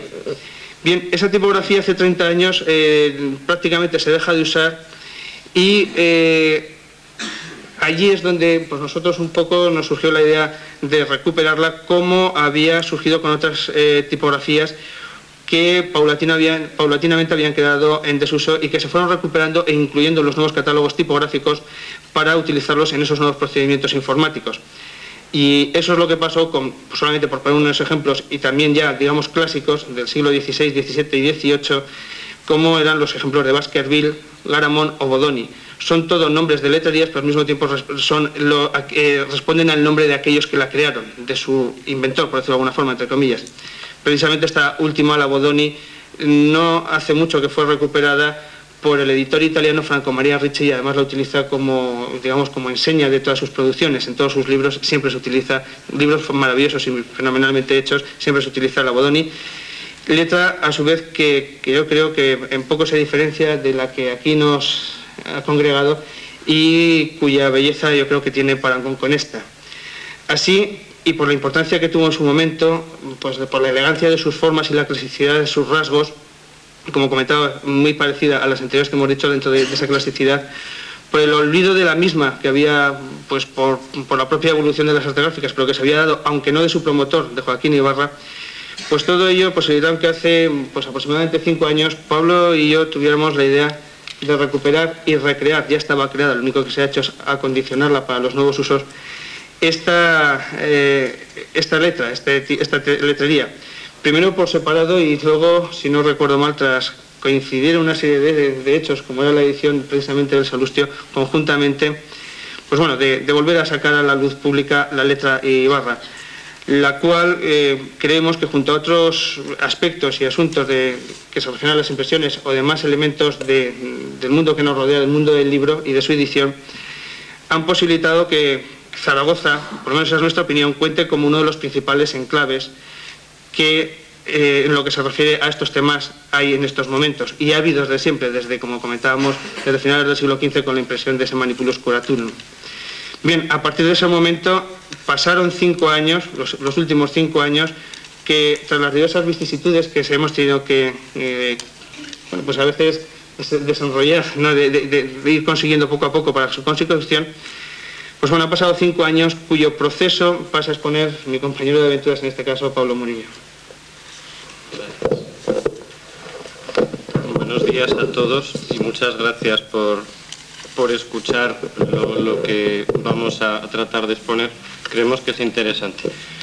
Primero de todo, tengo que decir que mi papel y el de la empresa que está detrás de mí en todo esto ha sido un papel absolutamente técnico. Lo poco o mucho que hemos podido hacer de este trabajo ha sido desde el punto de vista de profesionales de las artes gráficas, que por otro lado es lo que tenemos en común con Joaquín Ibarra y Mari. Luego agradecer a todas las instituciones que han tenido que ver en este proceso y que se ha obligado a nombrarlas, como ha sido el Gobierno de Aragón, fundamentalmente, que ha subvencionado el proceso de recuperación de esta tipografía o de esta letrería, Ibercaja, que ha financiado la edición del libro que soporta el proceso, mi propia empresa, San Francisco Artes Gráficas, que ha llevado a cabo y ha puesto a nuestra disposición todos los medios que pudiéramos necesitar, esta universidad, que a través del Centro Politécnico Superior de Ingenieros Industriales y de esta facultad ha colaborado de una forma inestimable a llevar a cabo el trabajo, y luego algunas personas como son Inocencio Ruiz, que pienso que será bien conocido de muchos de los que hay aquí, uno de los uno de los máximos bibliófilos de esta ciudad y de esta comunidad, que es coautor del libro y de alguna manera ha sido quien inyectó el primer virus de todo esto en nosotros a través de su biografía de Joaquín Ibarra y de la bibliografía zaragozana en dos tomos. Jaime Moll, bibliotecario de la Real Academia y profesor de la Universidad Complutense, coautor también del libro, y por otro lado también hay que agradecer a otra empresa que es AFA Gebaer, que creo que es la mayor multinacional dentro del tema de las tipografías en estos momentos, que se ha comprometido a comercializar a nivel mundial, y luego lo comentaremos, en este CD-ROM la tipografía Ibarra a partir de enero del año que viene. Hechos estos agradecimientos obligados y merecidos, a hablar de lo que fue el origen del proyecto. Ha explicado mi compañero José Luis que debía de correr el año 1988, cuando por diversas causas él y yo coincidimos en la idea de que, bueno, que existía una figura señera de la tipografía española, que era Joaquín Ibarra, que había realizado un trabajo notorio en muchos campos, este era uno de ellos, y que quizá mereciera la pena el tratar de recuperar ese trabajo hecho. Poco después de esta fecha del 88-89, a nuestros talleres, bueno, yo pertenezco a una familia de 3 generaciones ya de impresores, y creemos que somos los impresores de cámara de Inocencio Ruiz. Entonces, a través de él y de un bibliófilo zaragozano que es Alfonso Fernández, nos llegó el encargo de hacer para la Fundación Teresa de Jesús una edición facsímil del Salustio. El Salustio, como ha dicho José Luis, está reputado como el libro más precioso de los impresos en el 18 en España. Yo lo dejaría ahí. Entonces el encargo para nosotros era muy complicado y muy dificultoso. Tratamos de llevarlo a cabo de la mejor manera posible. Aquí delante hay una prueba para que cualquiera que quiera examinarla pueda hacerlo. Y el proceso que se siguió para esto era un proceso técnico muy elaborado, pero que suponía el primer paso para lo que nosotros queríamos hacer. Había que reproducir fotográficamente cada una de las páginas del libro, sin deshacerlo, por supuesto. El original estaba muy bien conservado, esa suerte tuvimos. Había que reproducir fotográficamente todas las páginas, para así hacer una edición facsímil. La fabricación del papel se hizo exacta a la del original, la encuadernación se trató de hacer con unos hierros exactos a los del original, para ello los cedió la Casa de Alba, y en fin, la obra que se consiguió es esta. Entonces, este era el primer paso, como digo, para el proceso que nosotros queríamos seguir, que era recuperar la tipografía Ibarra, encargada a exprofeso al grabador Antonio Espinosa por Ibarra para la realización de este libro en 1772. Entonces, llegamos al meollo del asunto, que es cómo se hace una tipografía. Hay dos métodos para hacer una tipografía: crearla o recrearla. El crearla es una cosa que hace muchos años hacían gabinetes de diseño. En la actualidad, prácticamente a nivel mundial, quizá haya uno o dos gabinetes que siguen haciendo eso. Es una tarea de muchos años, de mucho dinero y de muchísima especialización. Un ejemplo cercano lo tuvimos aquí en el Heraldo, que hace relativamente pocos años, cuando hizo el cambio de su mancha, diseñó una tipografía propia, no absolutamente, pero sí casi. El segundo método para hacerlo es recrear. El segundo método para obtener una tipografía es recrearla, o sea, es obtenerla a partir de alguna de las existentes.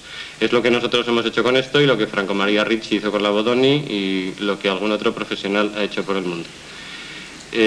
La evolución de la tipografía, y la Ibarra es un ejemplo de ello, desde los tiempos de Joaquín Ibarra. Quizá, resumiendo muy rápido, podemos decir que los primeros métodos son el grabar un punzón, de ese punzón obtener una matriz y de esa matriz obtener un tipo. Eso para todas y cada una de las letras necesarias para un libro o para cualquier otra obra. Ese sería el primer método para obtener una letra. El segundo sería el tener obtenidos los tipos, introducirlos en unas cajas que así se llaman, en las que están distribuidos por letras, y así se hace más rápidamente la selección de las letras, y no otra cosa. La introducción de la linotipia y la monotipia sería un paso adelante, producido a finales del 19, primeros del 20, y el último paso sería el que se ha asistido hace relativamente pocos años, serían los métodos de composición electrónica o informática con la fotocomposición, que en muy pocos años ha sufrido algunas transformaciones. Empezó siendo por métodos ópticos y fotográficos, pasó a ser por un método de rayos catódicos y ha terminado siendo por métodos informáticos y tal.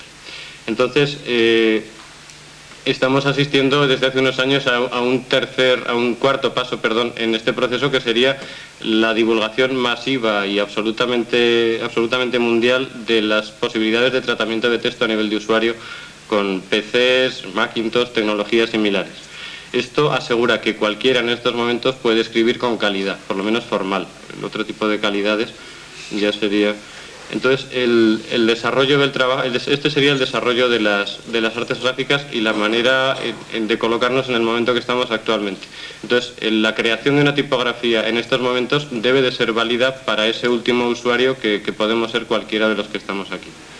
El desarrollo del trabajo que nosotros proponíamos era ese, que nosotros queríamos partir de un punzón utilizado en el siglo XVIII y llegar a un disquete de ordenador apto para que lo usara cualquiera que quisiera hacerlo. Y ese era además el mayor éxito que nosotros creíamos que podíamos conseguir, que cualquiera pudiera utilizar esa tipografía. El punto de partida, como he dicho, fue fotolitar las páginas, reproducir fotográficamente las páginas del libro para hacer el facsímil. Esa labor ya la teníamos hecha. Posteriormente tuvimos que fotolitar esas páginas y pasar a un fotolito, como puede ser pues una película transparente como la que puedo tener aquí, un acetato. Después de este proceso había que hacer la selección de todas las letras. Tenemos, bueno, generalmente cada familia tipográfica la componen 4 tipografías distintas, como puede ser la fina, la seminegra, la negra y luego la cursiva, con sus subdivisiones correspondientes, signos de puntuación, números, interrogaciones, en fin, todo eso eran símbolos distintos que nosotros teníamos que recuperar. Elegimos en un principio 5 ejemplares de cada una de estas letras, 5 As minúsculas, 5 As mayúsculas, 5 Bs minúsculas, así con cualquiera de los símbolos. ¿Por qué 5? Pues bueno, pues porque nos dio por ahí, podrían haber sido 4 o 6, era indistinto. Pero la razón de coger varios era porque por los métodos utilizados en el original no podíamos asegurar que hubiera 2 As minúsculas idénticas y que todas las As fueran iguales. había que elegir distintas.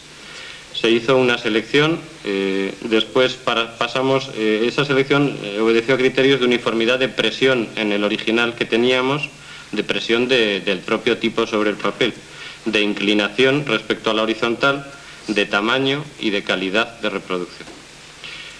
Luego se pasó a reproducir en película de alto contraste estas letras obtenidas para eliminar cualquier tono gris intermedio que pudiera contaminar. Se hizo una ampliación fotográfica, luego en 4 transparencias explicaré en la pantalla lo que estoy diciendo.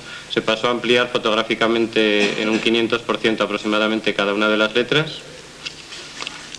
Después de esto se hizo una segunda selección, tras lo cual quedaron unos 1050, 1100 caracteres, de lo cual, después de un retoque con pincel manual, se pasó a escanear por grupos de letra. Se escanearon las 5As, las 5Bs, las 5Cs, se superpuso una A a la otra y así obtuvimos la letra A original, la B original y cada una de las que han compuesto la familia absolutamente. Eso nos dio como resultado lo que terminará de exponer luego Francisco Serón, porque a partir de ese momento el trabajo era absolutamente informático y nosotros ahí no teníamos absolutamente nada que decir. Una vez escaneado se pasó a soporte magnético. Todo esto ocupó pues bastantes megas, no lo sé, Francisco lo dirá luego, y el tratamiento que se hizo después fue el convertir eso en una fuente tipográfica como puede ser una Times, una Bodoni o cualquier yo quiero terminar únicamente, antes de exponer las transparencias, repitiendo que la finalidad de esto para nosotros era el homenaje a una profesión y a un profesional de las artes gráficas. Era también la recuperación de un patrimonio que creíamos que era muy importante, que pensamos que quizá que tiene bastante más importancia de la que se le pueda dar en un primer momento, aunque pequemos de inmodestos, y que basábamos todo el éxito de esto en la utilidad posterior que se pudiera tener del producto. La utilidad está demostrada, creo yo, y más a partir de principio de año, puesto que si una multinacional se arriesga a comercializar a nivel mundial esto, es porque evidentemente cree que puede tener éxito en ello. Y luego únicamente terminar con la frase que nosotros ponemos al principio del libro, y que es un poco el leitmotiv de todo esto, que dice que se recomienda, aconseja y permite la reproducción total o parcial de cualquiera de lo que el libro contiene, siempre que se cite la procedencia. Ese es el espíritu que ha promovido todo esto y lo que está detrás de todo lo que hemos explicado. Voy a pasaros unas transparencias muy rápido para no salirme de tiempo de lo que antes estaba explicando de palabra. No sé cómo funciona esto.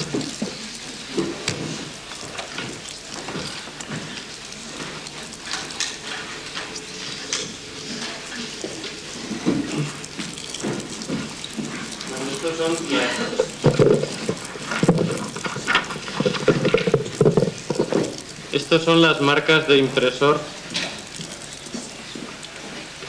En la actualidad las imprentas, ponemos nuestro pie de imprenta en aquellos trabajos que realizamos. En el siglo XVIII Joaquín Ibarra utilizaba sus marcas de impresor. Todas estas son de las que él utilizaba. Sus obras se reconocen porque tienen estas o alguna otra marca de impresor. Pues son bastante más historiadas de lo que puedan ser en estos momentos. Esto sería la portadilla de una de las obras de Joaquín Ibarra, una edición del Quijote compuesta para la Real Academia de la Lengua. Esa es la portadilla del tomo 1.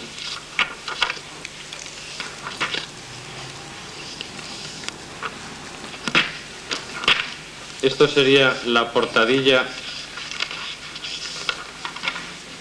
del Salustio, que es la obra que nos sirvió de punto de partida para la obtención de la tipografía. Es edición de 1772, encargada por la Real Academia a Joaquín Ibarra.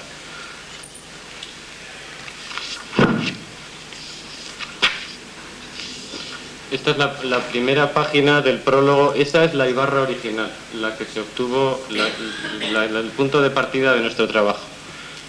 Esa es la cursiva. Se han obtenido directamente dos tipos de letra, una redonda y una cursiva. por métodos informáticos, o bien en Macintosh o bien en un PC compatible, se pueden obtener subrayados, huecas, negritas, cursivas, se pueden hacer transformaciones electrónicas, transformaciones de usuario. Pero las familias que se han recuperado son esta cursiva. Luego veremos un ejemplo de una página en la original y la misma página en la recuperada.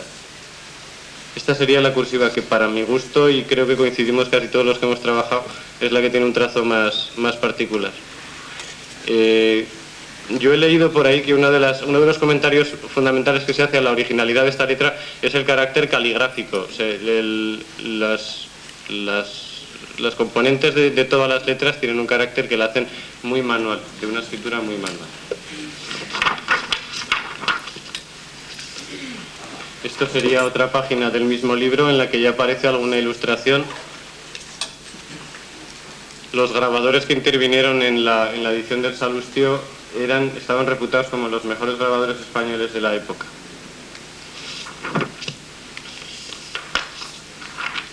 La calidad de las transparencias, por supuesto que es muy mala comparada con el original, pero vamos, como ejemplo puede servir.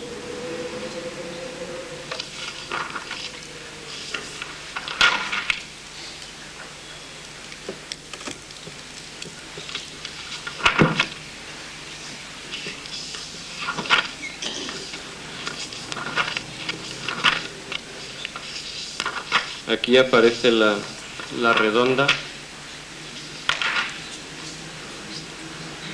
La redonda es esta letra de aquí abajo, la cursiva es esta otra de aquí arriba. Si pudiéramos ampliar, bueno, luego lo veremos.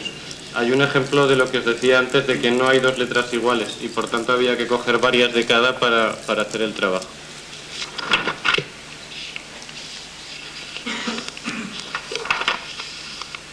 Bueno, esta es la página que os decía. Esta página de aquí sería, pongo solo media, sería la Ibarra original. Y esta de aquí, la voy a poner al derecho, esta de aquí sería la Ibarra recuperada. El trazo se ha afinado algo.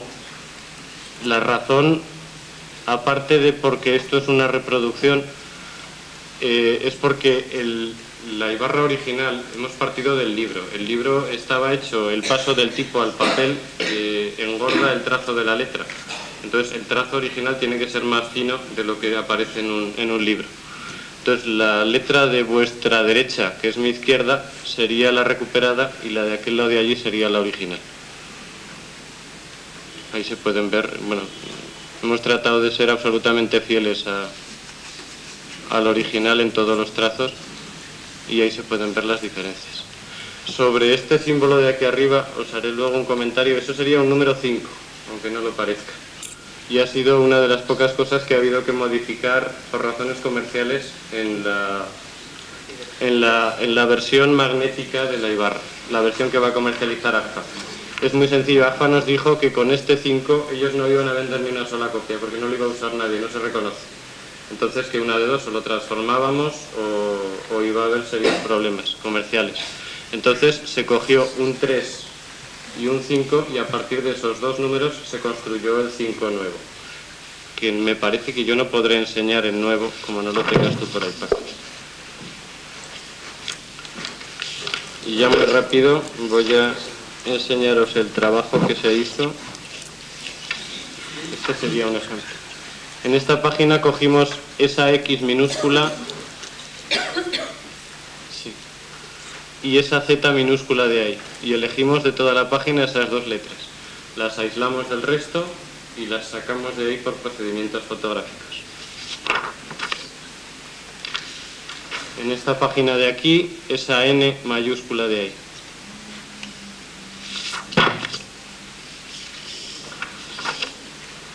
Así se fue haciendo con los signos de puntuación. Ahí hay 2 puntos, hay otros 2 puntos, punto y coma, en fin. El mismo proceso. Más letras.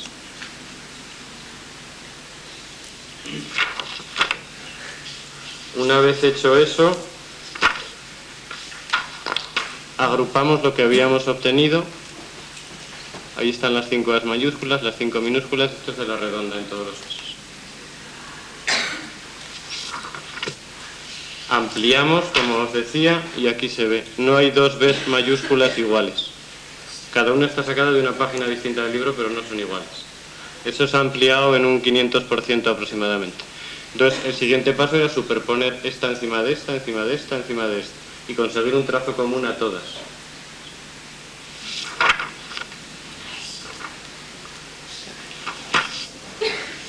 Y bueno, el resto del trabajo lo contará Paco Serón. Yo únicamente he cogido en un Macintosh, para ver la posibilidad de aplicación actual de la Ibarra, he cogido en un Macintosh y de la explicación de la aplicación MacWrite, he cogido la casa o Ibarra y lo he impreso. Y eso es lo que da, quiero decir que no queda tan mal en una cosa absolutamente informática como puede ser eso. Este es otro ejemplo. Eso es una láser de una pantalla de Macintosh. Y luego, por comparación, respecto a si puede ser o no ser una letra trasnochada o no trasnochada, yo querría que compararais, por ejemplo, cuando en este anuncio de Argentaria se habla de los moderadores, ese tipo de letra que hay ahí, compararlo con la Ibarra recta, que tiene un trazo muy similar, por no decir idéntico. Aquí lo tengo. Aquí está. A ver de qué manera se puede ver. Sí, ahí se ve lo de los moderadores y se ve debajo el trazo de la imagen.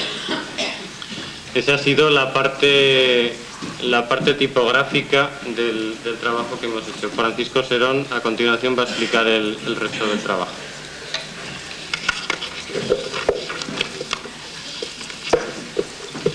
primer lugar, agradecer a los organizadores de la invitación para conocer nuestro trabajo. Y os voy a contar un poco en qué ha consistido nuestro desarrollo técnico, empezando un poco por el entorno en el cual se ha desarrollado. O sea, si yo estoy aquí, ha sido fundamentalmente por dos motivos. El trabajo se ha desarrollado en el Instituto Tecnológico de Aragón, a través del Grupo de Tecnología de la Imagen y la Comunicación, del cual yo soy director, y además en el Grupo de Informática Gráfica del Centro Politécnico Superior de Ingenieros Industriales de la Universidad de Zaragoza, del cual soy coordinador. Por esa razón, creo que nos tocó apechugar con el problema. Para el que no conozca un poco la estructura de la DGA, pues puedo decir que la DGA está distribuida o repartida en consejerías. Hay una que es la Consejería de Industria, Comercio y Turismo, de la cual depende un organismo que es el Instituto Tecnológico de Aragón, que es el instituto que ha puesto la Consejería de Industria al servicio de las empresas para resolverles problemas técnicos. Dentro de ese instituto tecnológico existen un conjunto de áreas, y una de ellas es el área de tecnología de la imagen y la comunicación. Entonces, hacia finales del año 92, el gerente del instituto me llamó a su despacho y me presentó a Pablo Murillo y me enseñaron una hoja como esta. Me dijeron, mira, existió un señor del siglo XVIII que era muy bueno, además era maño, trabajaba muy bien y tenía una tipografía que ahora queremos recuperar. Entonces me encargaron el estudio de ¿podemos hacer la recuperación? Entonces, bueno, yo me quedé un poco asombrado porque la verdad es que he intervenido en muchos proyectos en los 14 años que llevo en la universidad, además muy distintos, pero la verdad es que no me lo esperaba. O sea, jamás me hubiese imaginado que podía tener una relación yo con tipografía. Total, que me fui a mi despacho y entonces empecé a pensar qué sabía yo de tipografía. Pues la verdad es que la cara que tenía era más o menos esa. Porque yo de tipografía no sabía más que una vez mi padre me había llevado una imprenta cuando tenía yo 15 años, eso hacía 25, y yo había visto cajas y muchas letricas, y yo había dicho, pues qué paliza es poner todas las letricas para poder hacer una página y a través de página tras página poder hacer un libro. Y esa era la cosa que yo tenía. Pero bueno, lo que hice fue pues lo que siempre se hace en la universidad cuando no le ponen un problema, que es empezar a estudiar, a ver qué hace falta para hacer y resolver ese problema. Entonces, por medio de mi mujer, que es alumna precisamente de biblioteconomía y documentación, empecé a tirar de la madeja y entonces empecé a descubrir que lo que hasta ese momento para mí no eran más que letras en una pantalla o letras en unos libros, pues tenían mucho de arte. Y además que era un arte difícil. Es un problema muy complejo el diseñar una tipografía. Entonces empecé a leer cosas de ese estilo. Entonces, por mi relación de profesor de universidad relacionada con la informática, empecé a estudiar cómo se llevaba esto a la práctica dentro de un ordenador. Entonces descubrí que el problema no es más que un problema matemático. O sea, la descripción para un ordenador de cualquier cosa radica en que puedas traducir esa cosa a números o a expresiones o a fórmulas. Y como da la casualidad que soy matemático, dije, bueno, por aquí podemos tirar. Y os voy a contar un poco cómo está descrito un ordenador una vez. Un ordenador para una letra de las actuales, modernas, de estas que se pueden aumentar el tamaño, se les pueden cambiar los estilos, se les pueden hacer mil y una perrerías dentro de un computador, no es más que un conjunto de puntos que unen un conjunto de curvas que dan el contorno de la letra. Entonces, aquí veis un dibujo de una especie de letra rara, desde una letra, ¿no? Veis que hay un contorno que está formado por trazos rectos y por trazos curvos. Entonces, esos trazos rectos y esos trazos curvos son funciones polinómicas. Y son unas funciones polinómicas muy curiosas. ¿Veis? Aquí tenéis un trocito de ella, ¿de acuerdo? En la cual veis dos rayas que están en los extremos. Bueno, pues en realidad lo que uno tiene es lo siguiente. En esta gráfica, a ver si lo veis. Aquí hay dos puntos verdes. Entonces son dos puntos que se supone que van a pertenecer al contorno de la curva. Digo, al contorno de la letra. Entonces, esos dos puntos tienen en sus extremos dos rectas que no van a pertenecer a la curva, van a ser rectas que se van a utilizar para diseñar. Y tienen a su vez dos puntitos, dos puntos rojos. ¿De acuerdo? Entonces, si uno estira de un punto rojo, como es este caso, ¿de acuerdo? Veis que la forma de la curva se ha deformado. Y se deforma un poco diciendo qué es lo que le va a pasar. Si ahora uno coge esa curva y apoyándose en el punto verde, la giras, ¿veis cómo se comba la curva? Bueno, pues la gracia está para diseñar una letra en coger unos puntos adecuados sobre el contorno de una letra, que pueden ser entre 80 y 100 puntos. Entre cada dos puntos diseñar una curva manejando las herramientas que se tienen, que son esa especie de puntitos que se estiran y se encogen o que giran, e intentar adaptarla a todo el contorno de esa curva. Entonces, habiendo descubierto ya cuál era el misterio, aparentemente, luego descubrimos muchas más cosas, entonces hicimos el estudio de viabilidad del proyecto Ibarra, de la recuperación del proyecto Ibarra. Entonces, ¿en qué consiste el estudio de viabilidad de la recuperación del proyecto Ibarra? Pues consiste en varias cosas. Primero, había que ver qué tipo de información era de la que se iba a partir. Aparentemente, yo había visto una página impresa muy bonita. Y dije, bueno, pues la calidad es buena. Luego había que decir qué tipo de información había que producir. Entonces, el tipo de información que había que producir, pues era unos formatos muy determinados que están definidos para un campo de ordenadores muy grande que es el que cubre los PCs y los Macintosh. Después había que buscar unas herramientas informáticas que permitiesen realizar ese trabajo. Una vez localizadas esas herramientas informáticas, había que buscar un grupo de trabajo para realizar el trabajo. Una vez encontrado, establecer un calendario y, evidentemente, una valoración económica del proyecto. Entonces, me puse a buscar cada una de esas cosas. Entonces, me encontré con lo siguiente, que aquella página tan bonita impresa, cuando se aumentaban las letras, se ponían en grande, pues lo que daban ganas eran de apretar a correr más que de empezar a hacer el proceso de trabajo. ¿Por qué? Pues están llenas de bulto. O sea, ahí tenéis 5 letras W, que son de las mejores que vinieron, porque los otros ya casi dan vergüenza enseñarlas, que veis que están completamente abombadas y encima, en este caso, son bastante parecidas unas a otras, bastante parecidas, pero en la mayoría de los casos no era así. Pues esta era la información de parte. La información de llegada, pues tenían que ser dos formatos que los PCs y los Macintosh admiten, que son el formato PostScript y el formato TrueType. La diferencia entre uno y otro fundamentalmente radica en el tipo de polinomios que utilizan. Unos utilizan funciones B-spline y otros utilizan funciones de Bézier, pero la forma es prácticamente la misma, pero eran dos cosas distintas que había que hacer. Entonces, una vez enterados de ese proceso, localicé herramientas que nos permitiesen trabajar. Entonces, seleccioné Font Studio, que es una herramienta de Letraset que permite diseñar tipografía. Está preparada para poder diseñar. Y luego localicé otra, que es el Metamorphosis 2 Pro, que permite, dado el resultado de este programa, que en este caso trabajaba para Macintosh, transformarlo en los formatos APC de forma automática. Eso teníamos que hacer el trabajo una vez, con lo cual eso nos permitía achicar el tiempo de trabajo. Y a la hora de formar el grupo, visto que sí que teníamos herramientas de trabajo y más o menos conocíamos cuáles eran los fundamentos matemáticos del problema, lo que hice fue intentar localizar gente para trabajar.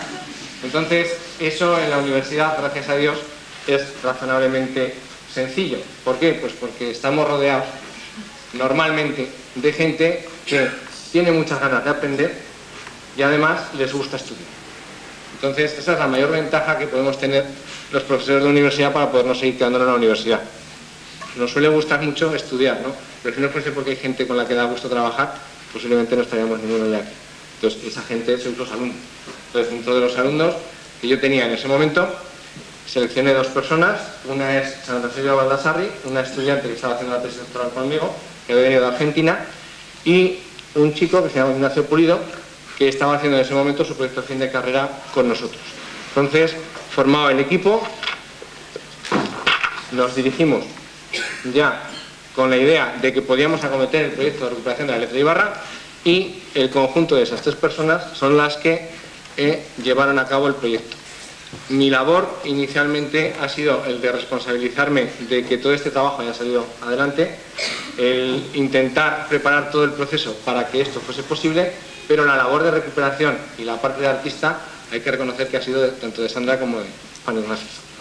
Entonces, las otras dos cosas que me faltaban eran dar un presupuesto y dar un calendario.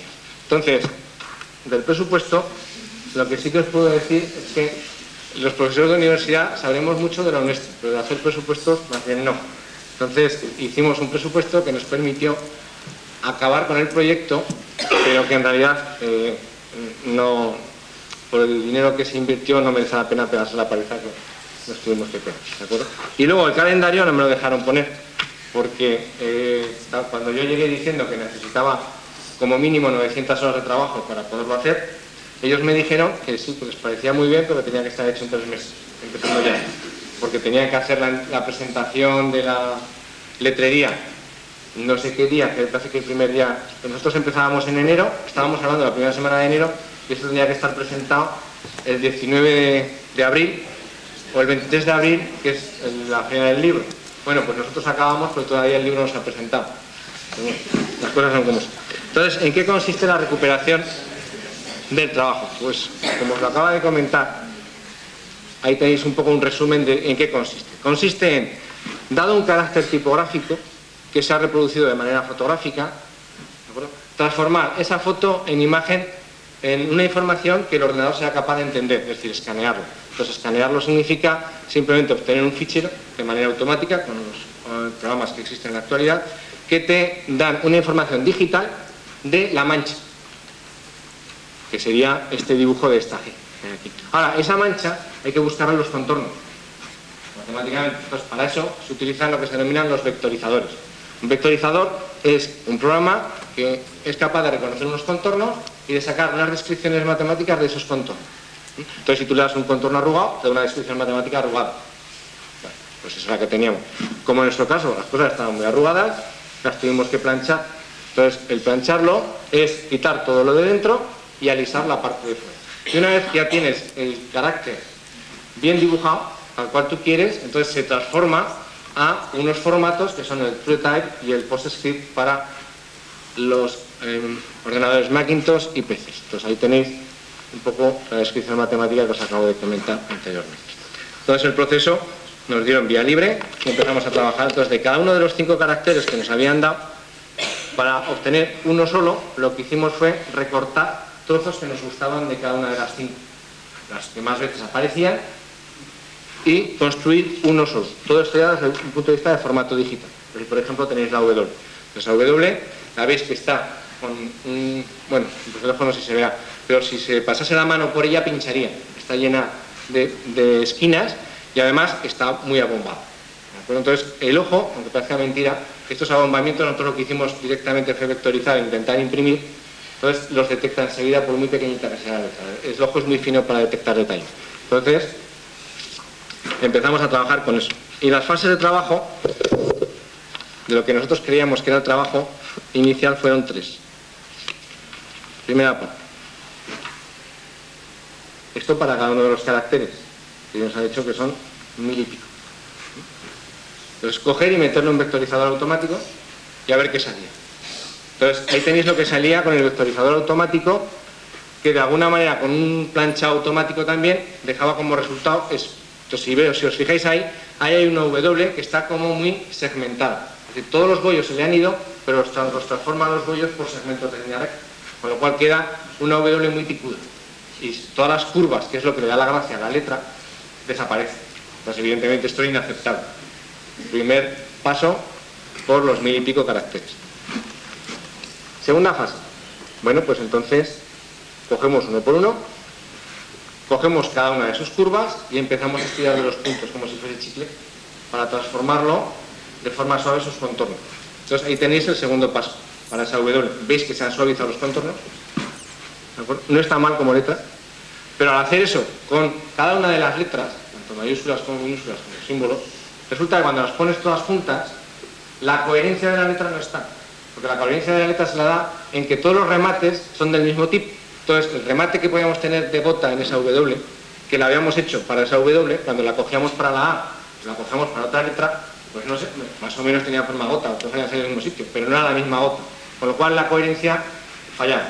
Entonces, volvemos a coger todas las letras. Entonces, ahora, una vez partiendo de este proceso, cogemos todas las gotas. Reconstruimos una gota bonita y luego la pegamos a todas las letras que le hemos quitado la gota. Y así, trocito a trocito, recuperamos todas las letras para que tengan la misma coherencia. Y el resultado es ese. ¿De acuerdo? O sea, ahí se ve una W bonita. Y eso para con una letra. Entonces, si hay una gota, es la misma gota para todas las letras. Si hay otro tipo de remate, es el mismo remate para todas las letras. Esto quiere decir, fijaros, habíamos empezado la primera semana de enero y lo querían querían todo el trabajo terminado, de impresión, con todos los discos copiados y tal, para el 23 de abril. ¿De acuerdo? Pues la cantidad de sábados, domingos y días que no existen, que los dos becarios, más que yo, porque solo teníamos un puesto de trabajo, metieron para poder hacer eso, es ingente. De hecho, si luego se aplaude, me gustaría que se les aplaudiese a ellos más que a nosotros por la cantidad de horas que han metido. Entonces, con todo esto, ya más contentos que chupillas, pues pasamos a todas las letras. Aquí tenéis, por ejemplo, una T. Aquí a la izquierda se ven los puntos que definen la curva. Ahí, en este caso, esta T es muy sencilla, tiene 31 puntos, pero hay símbolos que pueden tener hasta 140, 150. Ahora, la idea es que en 140 tenéis por lo menos unas 80, 90 curvas que hay que tocar. Os dais una idea de volumen. Entonces, una vez que teníamos hecho eso, empezamos a mirar cuántos caracteres nos faltaban, porque da la casualidad de que no teníamos todo el alfabeto. O sea, el alfabeto sí, pero los caracteres que se almacenan en un ordenador, pues el código ARCI son 255, que son los caracteres normales que estamos muy acostumbrados a utilizar, pero luego todos los caracteres especiales que cuando uno mira una letra tiene a su disposición. Y como esta letra tenía que ser tan maja y tan potente como todas las demás, pues empezamos a buscarlas. Entonces, los más sencillos fueron los símbolos que estaban formados por dos que ya teníamos. Por ejemplo, simplemente era coger los de la A, coger los de la E y sacar solo uno, porque hay trozos que son comunes, pero en fin, era un trabajo razonable. Luego había letras que no aparecían en la selección, o porque no aparecían en el texto o porque se habían pasado. Entonces, esas se diseñaron, pues, nuevas, pero respetando el aire que se supone que debería tener esa letra si lo hubiese diseñado o si lo hubiésemos encontrado en el libro. Y luego había un conjunto de símbolos que no existían en aquella época. ¿De acuerdo? Mucho. Entonces, esos también los tuvimos que diseñar. Entonces, una vez obtenido esto, pues lo que obtuvimos fue ya informáticamente, en formato retype y en formato PostScript la tipología. Y entonces aquí veis, para la letra, perdonadme porque yo técnicamente en vuestro jerga no la manejo muy bien, yo le llamo la derecha y la torcida, la itálica y la otra, bueno, la derecha, ¿vale? Entonces ahí la veis. Nosotros, la ventaja que tiene el diseño matemático de las formas, cuando manejas los contornos, es que basta definir un contorno al tamaño que tú quieras, que todos los demás se calculan matemáticamente. Entonces, una vez definido un formato de un tipo, podemos obtener automáticamente todas las demás. Entonces, se pasó por los test de ver si al hacer la ampliación fallaban, alguna falló, se reestructuró. Bueno, y aquí tenéis un test en el cual se ve que salen todas perfectas, aunque se varíe el tamaño, no hay problema. Aquí, los signos especiales son esos. ¿Veis? Hay muchos signos que en la época de Ibarra no se utilizaban y que nosotros hemos tenido que reconstruir, pues utilizando cualquiera de los tres procedimientos que os acabo de comentar. Aquí tenéis, nosotros trabajábamos con dos, con la itálica y con la derecha, y matemáticamente se reconstruyen todos los demás. Tenéis todos, la itálica, la negrita itálica, la subrayada, la que está hueca con sombra, la condensada, la extendida. Entonces se ve que salen todas perfectamente, sin ningún problema. Y cuando ya creíamos que habíamos terminado, nos dimos cuenta de que las tipografías no solo son las formas de la letra, sino que es tan importante como la forma lo que lo rodea. Es decir, esa zona blanca que no se ve en la letra es fundamental, porque da la casualidad de cuando se escribe y se pegan las letras unas con respecto a la otra, del conocimiento histórico que tienen los impresores, se sabe que cuando un ojo revisa una página en diagonal, se tiene que ver una especie de mancha gris en la cual no destaquen ni por ninguna zona, ni más negros ni más blancos. Porque si no, el ojo cuando lee, está acostumbrado a leer a unas velocidades cada uno, la suya, evidentemente, pero cuando lee, si le encuentra separaciones mayores de las normales, torpea al leer, entonces se le ralentiza el proceso de leer y no lee a gusto, es decir, cierra el libro, y si están muy pegadas le pasa lo mismo, es decir, él va a una velocidad que se encuentra más símbolos que los que él necesita. Con lo cual nos pusimos a trabajar con el dichoso problema de las zonas en blanco. Este problema nos trajo por la calle de la amargura, porque no es un problema matematizable, es un problema de gusto. Entonces tiene que quedar a gusto de mucha gente. Entonces, cuando uno se le pide que opine, normalmente tenía mala costumbre de opinar. Cuando uno se le pide que opine y a otro, cada uno opina como quiere. Entonces, la verdad es que es en esta fase del trabajo lo pasamos muy mal, porque hasta que conseguimos dar con el gusto del cliente nos costó un pelín. Pero bueno, al final lo conseguimos, y aquí tenéis las pruebas de test que AFA nos pasó para utilizar distintos interlineados y distintas separaciones con distintos tamaños que diese gusto al lector. Entonces pasamos los test y dijimos, pues ya está terminado el proceso. Pues no, señor, porque da la casualidad de que el contorno es lo que se utiliza para sacar luego matemáticamente la información que las pantallas van a utilizar para representar por pantalla y las impresoras van a utilizar para representar por pantalla. Como las impresoras tienen muchísima densidad de puntos por pulgada, da la casualidad que con la información que se les da de las curvas, ellos rellenan muy bien y dan siempre para cualquier tipo de tamaño la forma geométrica que uno quiere y quedan muy bien. O sea, siempre se queda mucho más bonito viendo una cosa escrita por láser que viéndola en pantalla. ¿De acuerdo? Entonces, ¿qué pasa cuando esa información se la da el ordenador a la pantalla? Pues el ordenador no dibuja los contornos, sino que lo que hace es rellenarlos de puntitos, que son los píxeles de pantalla, y calcula automáticamente los puntos que están dentro de la letra. Pero cuando uno disminuye los tamaños, el cálculo es muy grosero, porque el detalle se pierde. Entonces, ¿qué es lo que hay que hacer? Pues lo que hay que hacer es, para los 12 primeros tamaños, coger letra por letra, aquí lo tenéis, el contorno. Entonces, esto es lo que daría automáticamente para una H, y esto es lo que nos gustaría ver nosotros en pantalla. Entonces, hay que coger cada uno de los puntos que hay dentro del contorno de la pantalla y quitar los que nos sobren o poner los que les faltan para los detalles. El trabajo es más laborioso para las letras pequeñitas que para las letras grandes. Porque las letras pequeñitas, como el detalle se va perdiendo, el ordenador pone puntos donde cree que los tiene que poner y luego lo que ves es una mancha que no se parece nada a una A, una B, una C. ¿De acuerdo? Entonces, este trabajo también nos llenó de gran alegría, pero a fin de cuentas conseguimos llegar al final del proyecto Y la verdad es que el hecho de haber pasado todos los test y que vaya a caer al final en una empresa de reconocido prestigio que la vaya a distribuir, nos hace sentirnos orgullosos, por lo menos, de la labor bien hecha. De hecho, si personalmente yo tengo que decir que he sacado de este proyecto, aparte de algún que otro dolor de cabeza, ha sido por lo raro que es el tipo de trabajo en el cual me he visto envuelto, las cosas en las que yo he trabajado siempre, el estar en contacto con gente de tan diferente formación como la mía. Yo soy físico y matemático, entonces tengo el cerebro deformado en una dirección. Entonces, al ponerme en contacto con gente más de tipo humanístico, pues ese contacto me ha servido mucho, me he dado cuenta que soy un asno en muchas cosas. En segundo lugar, el hecho de haber contribuido a ayudar al salto tecnológico a la letra Ibarra de un aragonés me sirve de orgullo.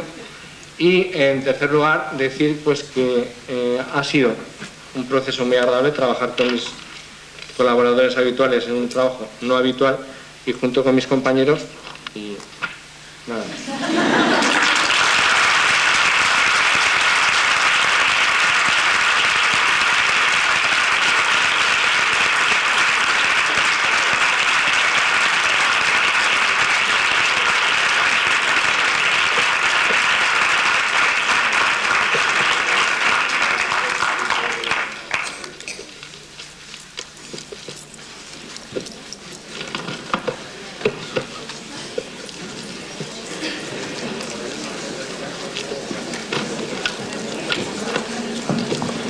No hay más.